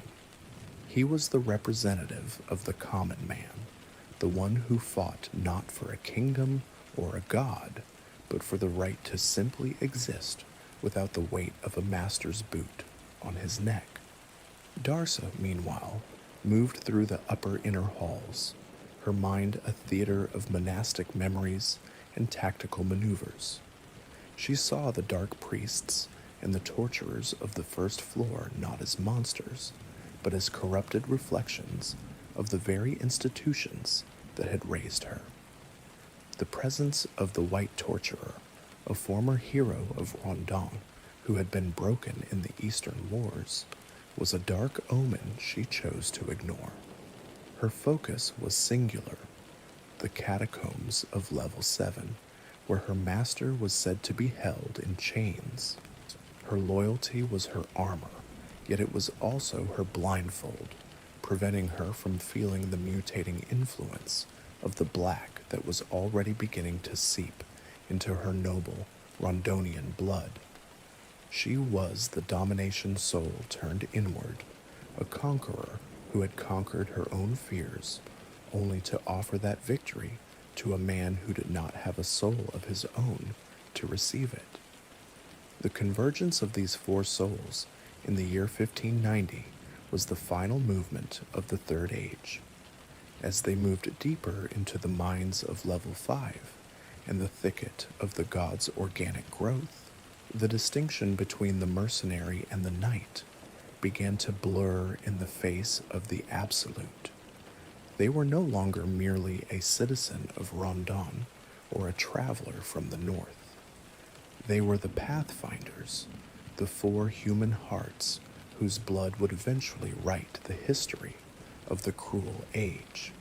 The abyss beckoned, its mouth wide and its stomach empty, ready to receive the mercenary seeking gold and the knight seeking a king, and to transform their simple human desires into the very ink of a new world order. As the mercenary and the knight navigated the upper layers of the abyss, two other figures moved through the shadows, representing the furthest extremes of the human psyche: the total intellectual detachment of the scholar and the primal, unyielding fury of the survivor. While the first pair was driven by gold and loyalty, this second pair was fueled by a hunger for ultimate truth and a thirst for absolute vengeance. They were the Dark Priest and the Outlander, two men whose lives had been forged in environments of such profound cruelty that the horrors of the dungeons felt less like a nightmare and more like a home.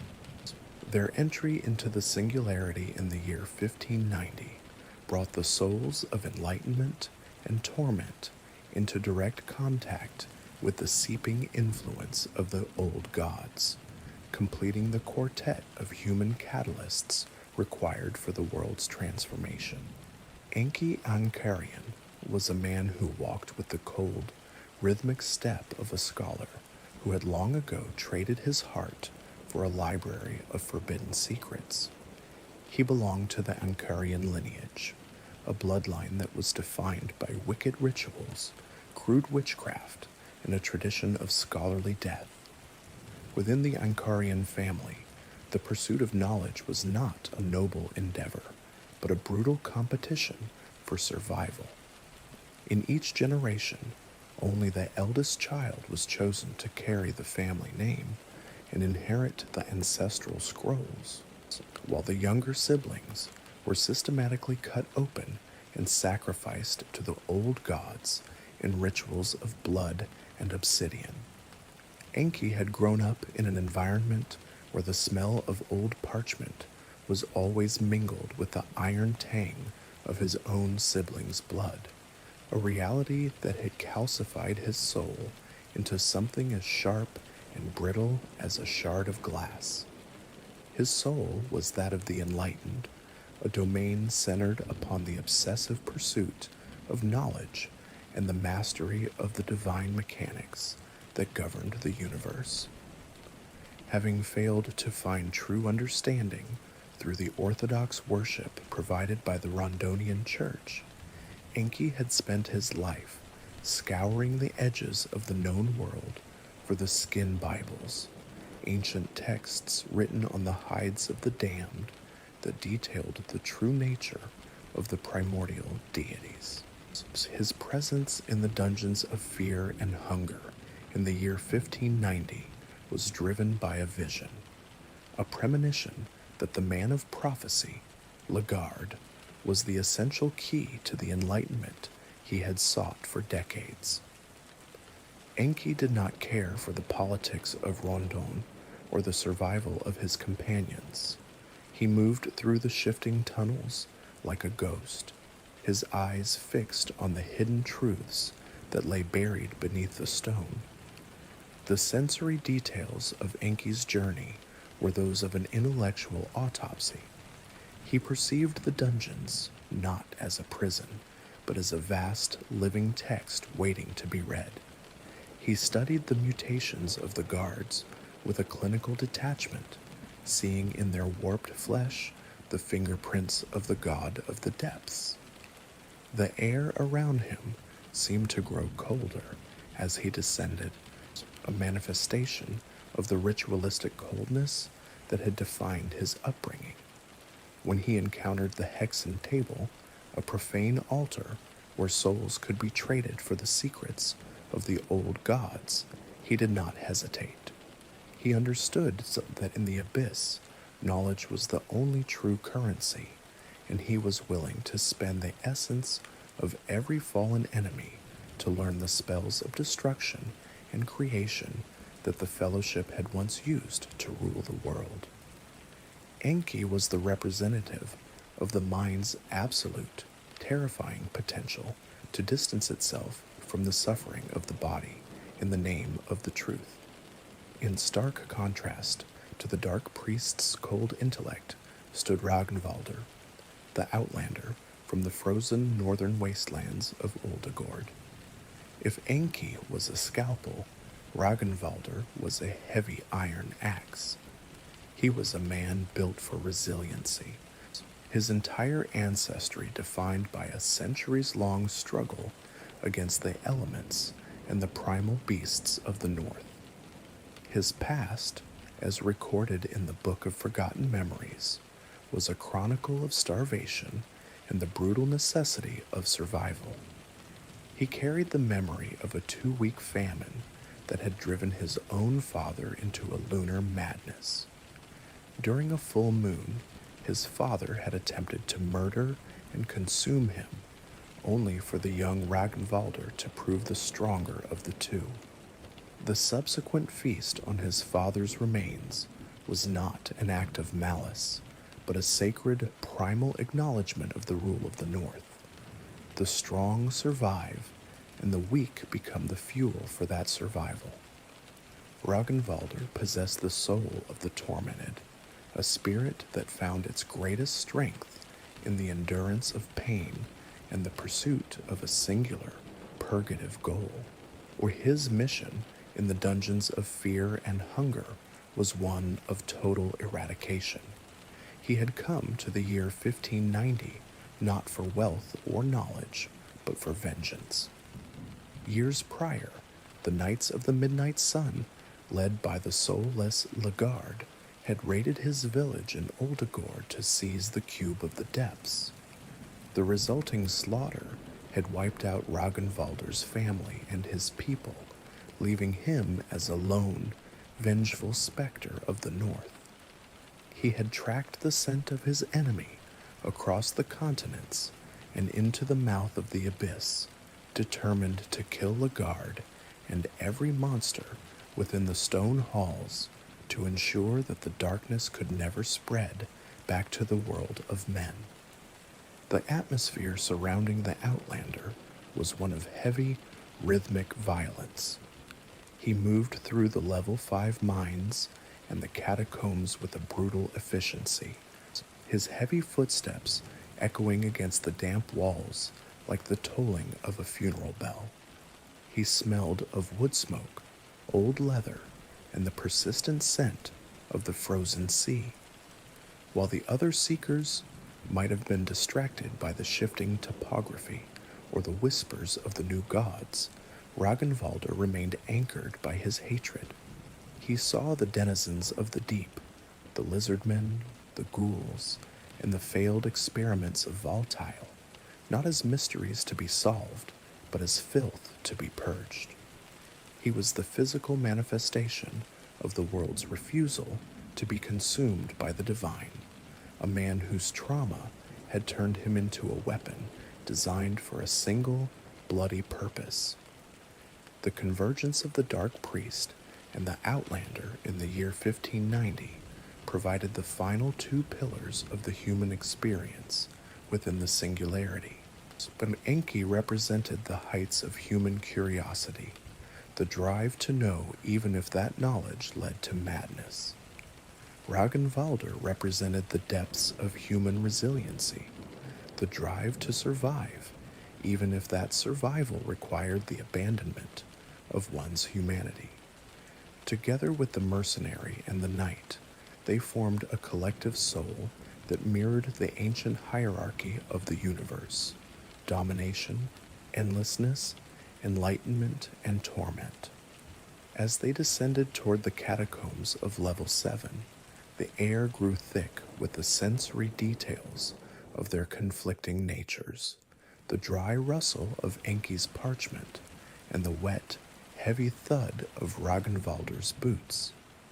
They were the extremes of the Ankarian ritual and the Oldegord famine, brought together by the gravity of the god of the depths. Enki looked at the darkness and saw a map, but Ragnvaldr looked at the darkness and saw an enemy. As they drew closer to the cell of the man of prophecy, the metaphysical pressure of the dungeons began to pull at the threads of their memories. Enki was forced to confront the faces of the siblings he had seen sacrificed, their hollow eyes watching him from the corners of the shifting halls. Ragnvaldr was haunted by the taste of the famine and the weight of the family he could not save. In the heart of the abyss, their ancestral traumas were no longer just stories. They were the very air they breathed, the fuel that would either allow them to reach the Golden Temple or consume them before they ever saw the light of the Divine City. The year 1590 was a year of reckoning for the Dark Priest and the Outlander. They were the two most dangerous individuals to ever enter the dungeons, for they were the only ones who truly understood that the world was built on blood and secrets. As they reached the threshold of the lower catacombs, the shadow of the Crow Mauler loomed over them, a guardian of the very fear and hunger they had spent their lives mastering.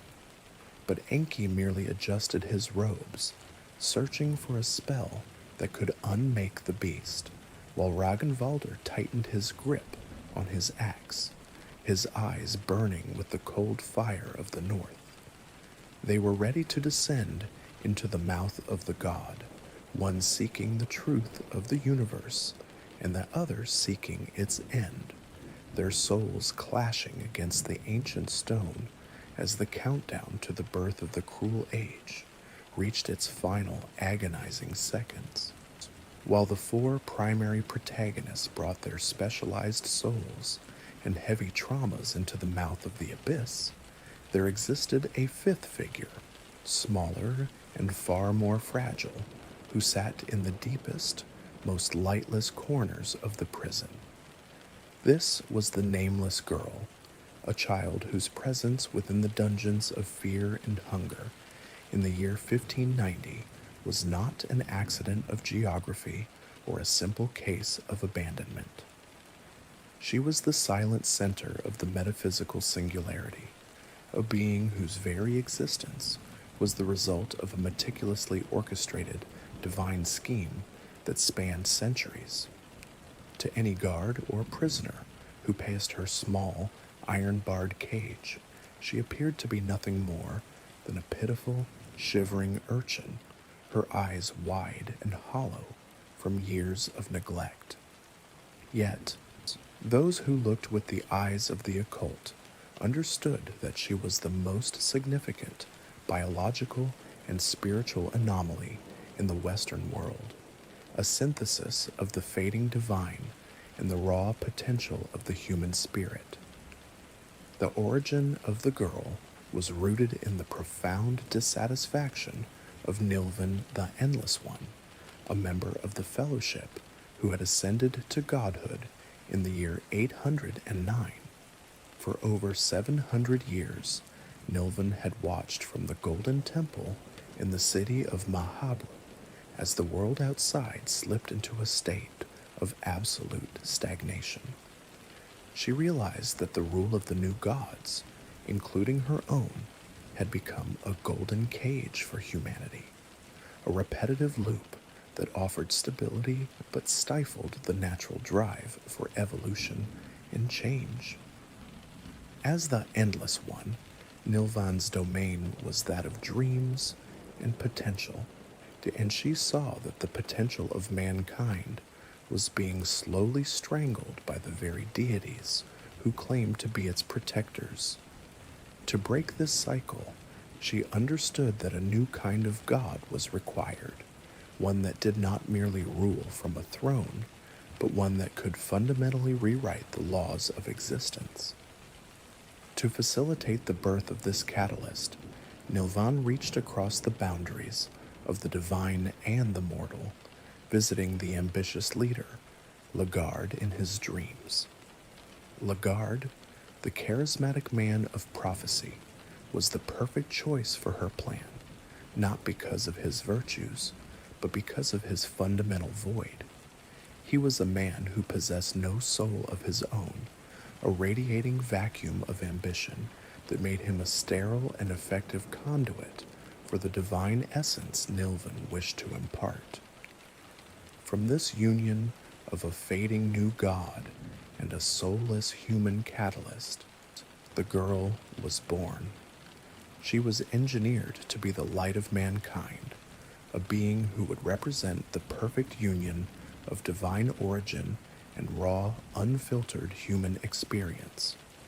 However, the nature of the girl's soul was entirely different from the souls of domination, enlightenment, or torment carried by the other seekers. She was born with what is known as the ancient soul, a primordial and incredibly rare essence that granted her the potential to evolve into a true old god. This was the core of the great gamble Nilvan was taking. By introducing an ancient soul back into the world, she was reintroducing the purity and power of the primordial entities, like Grogoroth and Sylvian, but in a form that was inextricably tied to the human condition. The girl was a blank slate, just a vessel of infinite potential that had not yet been corrupted by the ideologies of the Western world or the rigid structures of the Rondonian church. The sensory details of the girl's early life were defined by an absolute and grinding misery. To ensure that she would be a fitting vessel for the collective suffering of humanity, she was raised within the bowels of the dungeons, knowing only the touch of damp stone, the smell of rotting mulch, and the distant rhythmic moans of the tortured.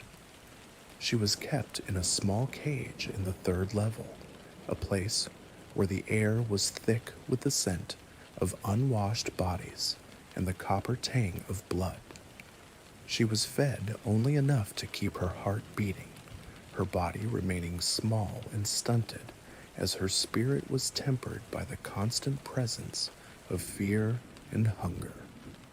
This was a cruel but necessary preparation, but Nilvan understood that for the child to eventually consume the god of the depths and ascend to true divinity, she had to be a master of the very hardships she was destined to embody. When the four protagonists arrived in the year 1590, they encountered the girl not as a princess or a deity, but as a silent ghost of the prison. For the mercenary Kahara, finding the child was a moment of profound psychological dissonance. In her hollow gaze, he saw the face of the child his wife Celeste was carrying in the world above, and the instinct to protect her became one of the few things that kept his own soul from being consumed by the darkness. For the night darks, the girl was a sacred piece of her master's legacy, a child whose safety was paramount to the mission of the Knights of the Midnight Sun. Even the cold scholar Enki and the vengeful Ragnvaldr found their singular focus shifted by the presence of the child, for she was a source of innocence that the abyss seemed unable to fully extinguish. The presence of the child acted as a stabilizing force for the group as they descended further into the mines and the thicket. While the adults fought off the crow mauler and the lizard men, the girl moved between them with a terrifying, preternatural silence. She did not speak, she did not cry, and she seemed entirely immune to the psychological rot of the black that was destroying the minds of the Rondonian guards. She was a witness to their struggles, her ancient soul absorbing the essence of their collective will to survive. The rags she wore were damp with the condensation of the dungeon, and her skin was pale as moonlight, yet there was a faint, golden-green resonance around her that was visible only to those who had been initiated into the deeper mysteries of the occult. The plan set in motion by Nilvan the Endless One was reaching its final movement. The girl was the bridge that would lead humanity out of the stagnant Third Age and into the violent birth of the Fourth Age. By bringing the child into the heart of the darkness, the protagonists were unknowingly acting as her midwives, guiding the light of mankind through the literal throat of a dying god. The child was the perfect synthesis, a daughter of the divine who had been baptized in the absolute filth of the human experience. She carried the hopes of her mother, the ambition of her father, and the raw, unyielding hunger of every prisoner who had ever died within the stone walls. As the year 1590 drew to a close, the air around the nameless girl began to vibrate with a mounting pressure. The shifting topography of the dungeons felt like the contractions of a massive, organic womb preparing to expel the new era into the world. The girl remained the eye of the storm, a shivering child clutching a tattered doll, yet the power within her ancient soul was beginning to wake. She was the child of the Endless, a being created to ensure that the hunger of humanity would finally be given a voice, and that the fear of the dark would finally be given a face. The path to the heart of the abyss lay open, and as the protagonists prepared for their final descent, they did not realize that the fragile child they were protecting was the very entity that would soon judge the entire world. The tragedy of the girl was the tragedy of a child who was never allowed to be human so that she could become something much more. Her life was a sacrifice made by a mother who loved the potential of humanity more than her own offspring. As she walked through the damp corridors of the catacombs, her small footsteps echoed alongside the heavy thuds of the outlander's boots and the clinking of the knight's armor.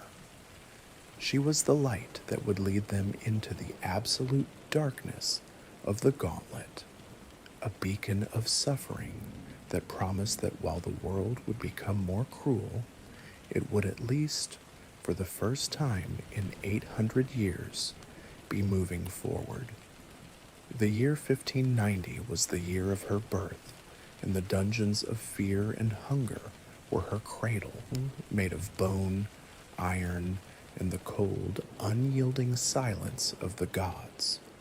The descent from the level 7 catacombs in the year 1590 marked the point of no return for the four souls who had ventured into the mouth of the abyss. As the light of their torches flickered against the damp, weeping stones, the very nature of the architecture began to undergo a terrifying metamorphosis. The jagged, man-made masonry that had defined the upper prisons and the mines was slowly consumed by a surging, organic growth that felt less like stone and more like the calcified remains of a gargantuan, prehistoric organism. They were no longer merely navigating a dungeon built by human hands. They were entering the gauntlet, a realm that existed literally within the mouth and throat of the god of the depths. This was the interior of a primordial deity, a place where the air was a thick, some vibrating pressure that tasted of ancient bile and the iron tang of stagnant blood. The transition into this biological nightmare was accompanied by a profound distortion of space and time. Because the dungeons were built upon the ruins of Mahabharata and were intrinsically tied to the physical body of the god of the depths, the laws of physics that governed the Kingdom of Rondon held no sway here. The topography shifted in response to the god's slow, agonizing dreams, ensuring that the path forward was never the same twice. A doorway that led to a narrow corridor might moments later open onto a vast pulsating cavern lined with the rhythmic thrumming of hidden arteries. This ever-changing layout was the god's primary defense, is a method of psychological attrition designed to shatter the resolve of any mortal who dared to intrude upon his final resting place. The black, that mutating influence from the depths, was at its most concentrated here, seeping into the reality of the protagonists and threatening to rewrite their very biology. In the gauntlet, the sensory experience was one of absolute, suffocating intimacy with the divine. The walls were not merely cold stone, but a complex tapestry of failed experiments and grotesque chimeras that had been absorbed by the god over the centuries. These denizens were the discarded remnants of the new god's ambitions, biological abominations that had been cast away by Voltaire the Enlightened One during his obsessive attempts to bridge the gap between human and divine life. These creatures roamed the organic tunnels like antibodies in a dying body, their forms a chaotic jumble of mismatched limbs, weeping sores, and faces that still bore the distorted expressions of human agony. To look upon them was to see the fate of any soul that lingered too long in the presence of the god of the depths, a total loss of identity and a slow dissolution into the collective mass of the abyss. The four protagonists, the mercenary, the knight, the dark priest, and the outlander, found their individual wills tested by a landscape that seemed to manifest their deepest fears as physical obstacles. The mercenary, Kahara, who had entered the dungeon seeking the simple freedom of wealth, found that the gold he carried felt increasingly heavy, a physical anchor that threatened to pull him down into the organic sludge of the throat. But the knight, Dears, whose loyalty to her master had been her shield, felt that devotion warping into a heavy chain that restricted her movements and clouded her vision. For Enki, the dark priest, the gauntlet was a realization of the scholarly death he had pursued his entire life, a place where knowledge was stripped of its dignity and revealed as a raw, pulsing hunger. And for Ragnvaldr, the outlander, the primal brutality of the North was mirrored in the uncaring, digestive efficiency of the god, forcing him to confront the fact that his vengeance was merely another form of consumption. As they pushed deeper, the air grew hotter and more humid, thick with the scent of organic decay and the sweet, cloying smell of the womb of the thicket. They were approaching the altar of darkness and the heart of darkness, the core of the deity's being. Every step was a struggle against the gravity of the god of the depths, a force that sought to strip away the last remnants of their innocence and hope. The gauntlet was not merely a physical trial, but a spiritual purgatory where the human catalysts were prepared for the transition from the medieval stasis of the Third Age to the industrial brutality of the Cruel Age.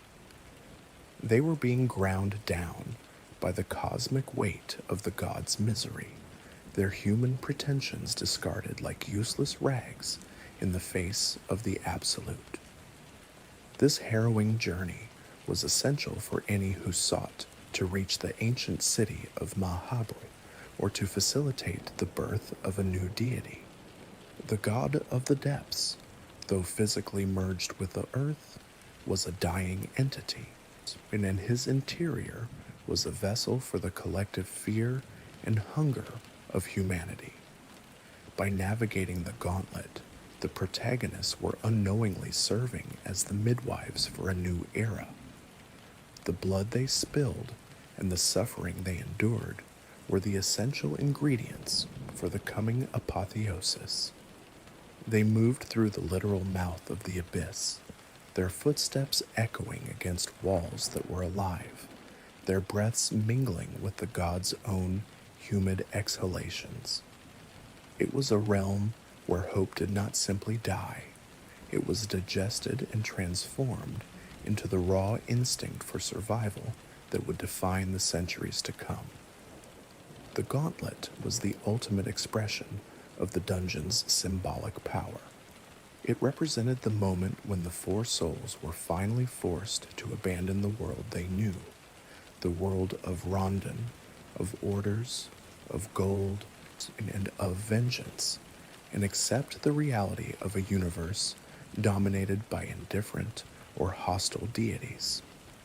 They were traveling through the throat of a god toward a heart that was not made of love, but of darkness.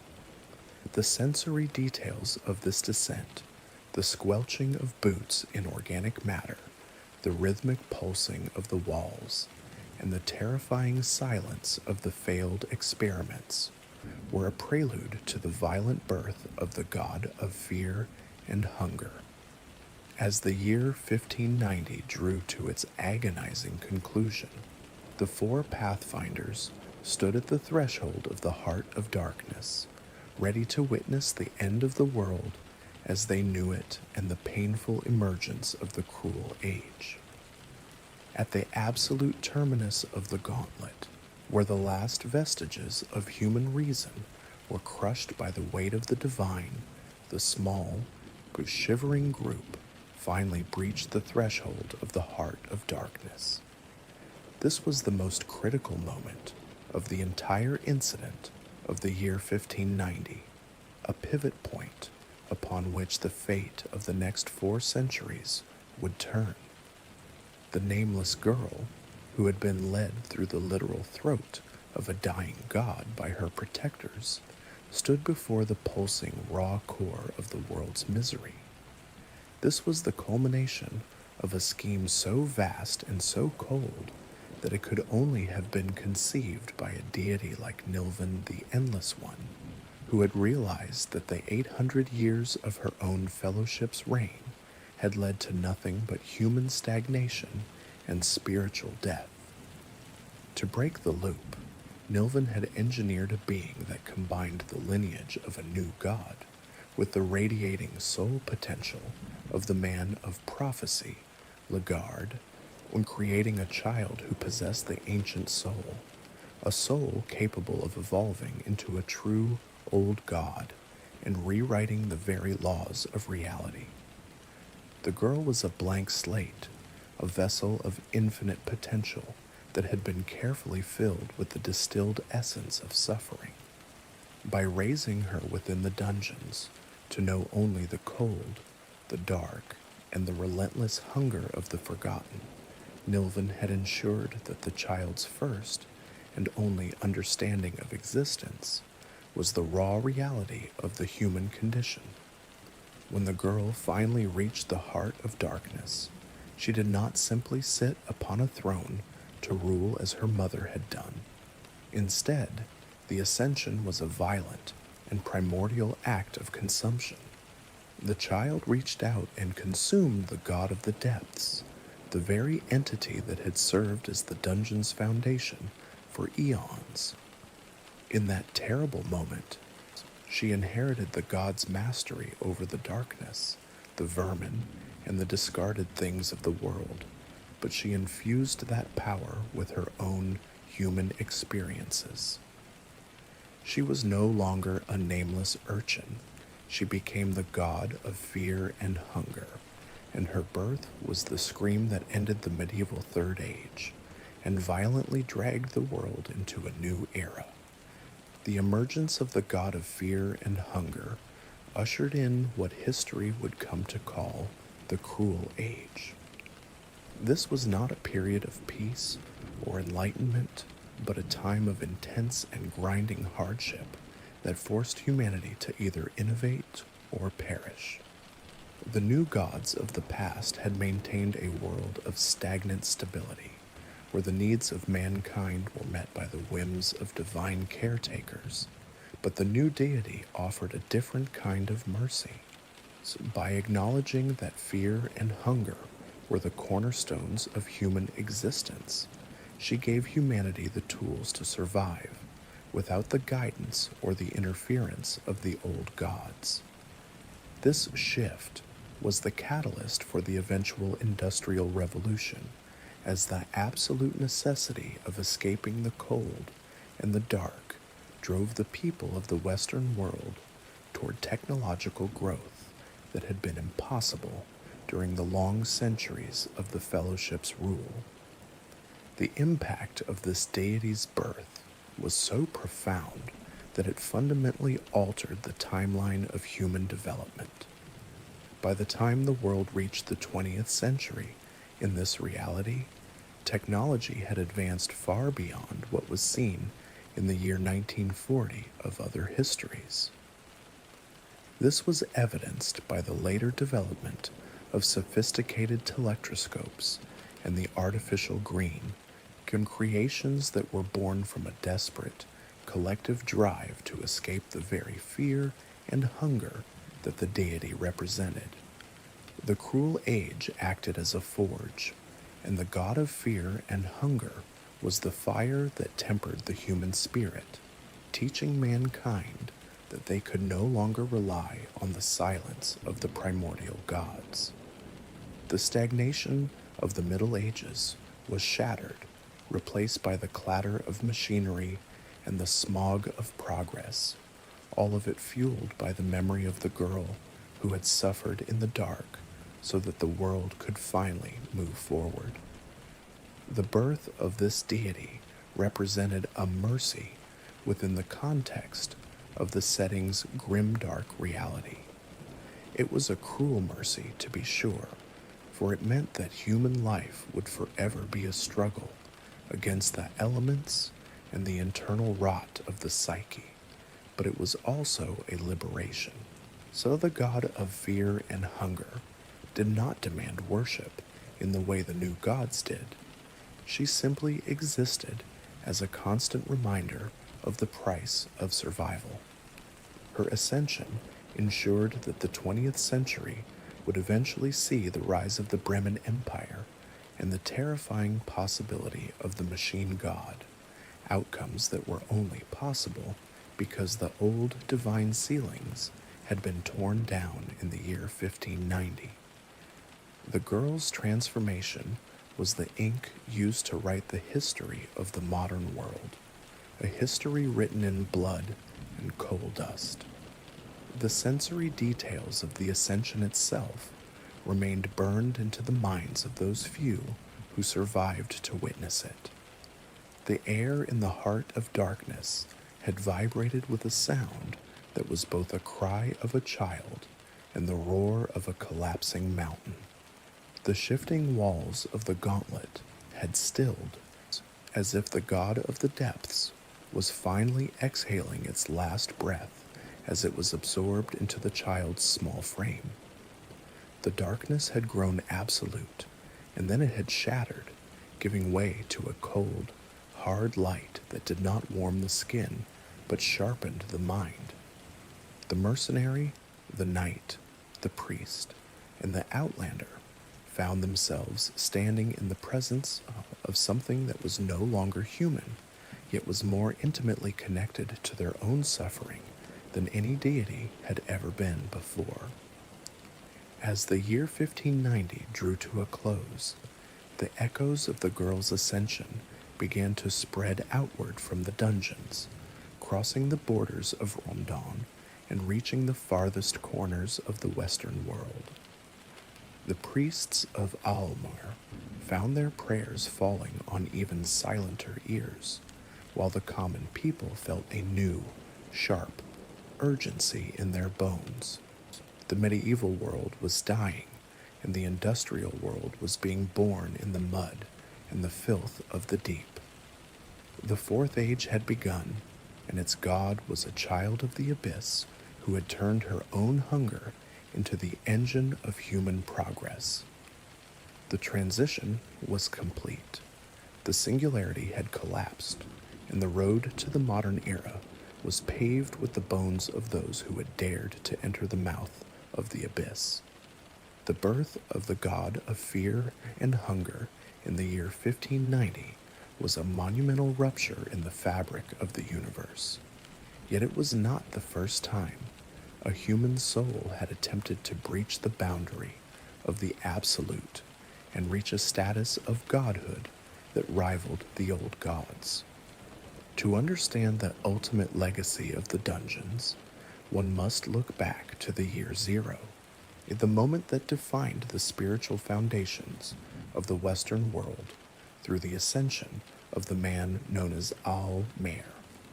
Unlike the new gods of the Fellowship, who were merely humans sitting upon a temporary throne, Al-Mer represented a rare middle ground, the ascended god.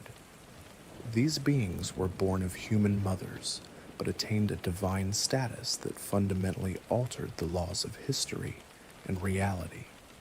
However, the history of Al-Mer's ascension, which the churches of Rondon presented as a story of pure redemption and justice, was built upon a hidden and terrifying duality. As Al-Mer ascended to his divine state, it was said that he had to achieve a level of purity that the human vessel was never meant to hold. To do this, he reportedly cast aside the subconscious, hatred-filled parts of his own humanity, the raw, animalistic instincts, the spite, and the capacity for masochism, into the burning sulfur pits of the abyss. This act of spiritual purging was intended to leave behind only the perfected Savior that the world would come to worship. Yet in the logic of the dungeons, nothing that is cast away truly disappears. This shadow of the Savior, this collection of discarded human toxicity, coalesced within the sulfur pits into a separate entity known as the Sulfur God. This entity represented the sulfur paradox, the idea that for every light that ascends, a corresponding darkness must be left to stew in the pits. The theological debate regarding this duality was one of the most dangerous secrets of the late 16th century. Some evidence, including the harrowing testimony of those like Black Caliph, so suggested a reality far more grim than the Church's official doctrine. There were whispers that the true Al-Mer was the one left to rot and scream in the sulfur pits, while the entity worshipped in the grand cathedrals was merely a hollow, perfected shell, a divine mask without a soul. The cult of sulfur, led by figures such as the enigmatic Perkel, existed as a dark mirror to the established faith, believing that true enlightenment could only be found by embracing the raw, sinful humanity that the Savior had discarded. They sought to send fresh souls to the pits to empower this hidden deity, viewing the suffering of the cruel age not as a curse, but as a necessary return to the primal instincts that the new gods had tried to suppress. The year 1590 served as the final convergence of these two paths of ascension, the path of the Savior and the path of the shadow. While the girl ascended into the god of fear and hunger to drive humanity toward industrial progress, the shadows of the other four protagonists were being woven into the permanent tapestry of history. The canon fate of these four individuals remained a matter of intense historical debate, as the shifting reality of the dungeons often allowed for multiple outcomes to exist simultaneously. However, the synthesis of events that shaped the following centuries, particularly the events that would later unfold in the 20th century city of Prehevel, suggests a specific convergence of their paths. Enki Ankarian, the dark priest with the enlightened soul, has likely achieved his ultimate goal of divine knowledge. Instead of succumbing to the madness of the gauntlet, he attained a form of mortal enlightenment that granted him an unnaturally long life. He became a silent, scholarly presence across the centuries, authoring the Skin Bibles that would serve as the primary source of occult knowledge for future generations. His detachment from human morality allowed him to document the horrors of the old and new gods with a clinical precision, ensuring that the truth of the dungeons would never be entirely forgotten by the world above. He was the man who looked into the abyss and, instead of blinking, took notes. Roggenwalder, the outlander from Oldegord, likely escaped the mouth of the abyss after completing his mission of total eradication. His soul of torment was tempered by the fires of his vengeance, and he returned to the world of men to found a lineage of monster hunters. His direct descendant, a man known in the 1940s as August, would inherit the primal resilience and the sacred mission to hunt down the traces of the old gods whenever they threatened to resurface. Roggenwalder's legacy was one of purgation, a reminder that while the darkness of the dungeons could not be truly defeated, it could be fought by those with the strength to endure the ultimate suffering. The fate of Dart's Catalyst remained inextricably tied to her master, Lagarde, in a way that highlighted the tragic duality of the Ascended. Historical evidence and the later appearance of a figure known as the Kaiser in the mid-20th century suggests that Dark used a forbidden rebirth spell to revive Lagarde after his death in the catacombs. This ritual was a subversion of the soul of domination, as it brought back a version of the man that was no longer human but a rot form, a ghoul-like entity that possessed the power of a new god but lacked the spiritual stability of the living. This rebirthing process allowed Lagarde to survive into the modern era, where he would eventually lead the Bremen Empire as the Kaiser, continuing his obsession with unifying the world through the cold, technological logic of the machine god. Finally, there was Kahara, the mercenary with the endless soul, the man who was ultimately forgotten by the official histories of the Western world. While the others achieved enlightenment, founded lineages, or pursued empires, Kahara's likely served as the primary protector who led the girl to the heart of darkness. He was the human shield who stood between the child and the horrors of the gauntlet, sacrificing his life within the literal throat of the god of the depths to facilitate the birth of the god of fear and hunger. His name was not written in the Skin Bibles or the royal records of Rondon, yet his blood was the ink used to write the transition into the Fourth Age. He was the representative of the common man, the one whose quiet sacrifice made the progress of the next 400 years possible. The ultimate thesis of the Dungeons of Fear and Hunger was that human progress demands a terrible, bloody price. The transition from the stagnant Middle Ages to the industrial world was not a gift from the gods, but a victory snatched from the jaws of the Absolute at the cost of human identity.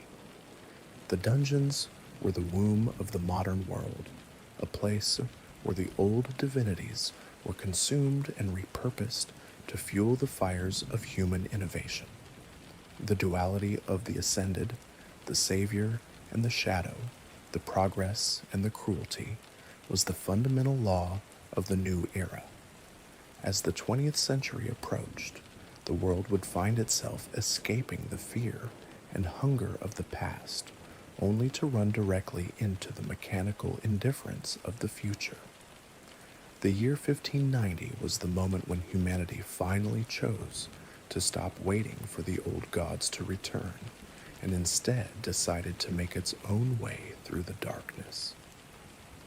The blood spilled in the catacombs, the mutations suffered in the mines, and the child born in the heart of the god were all part of a single, agonizing movement toward the present.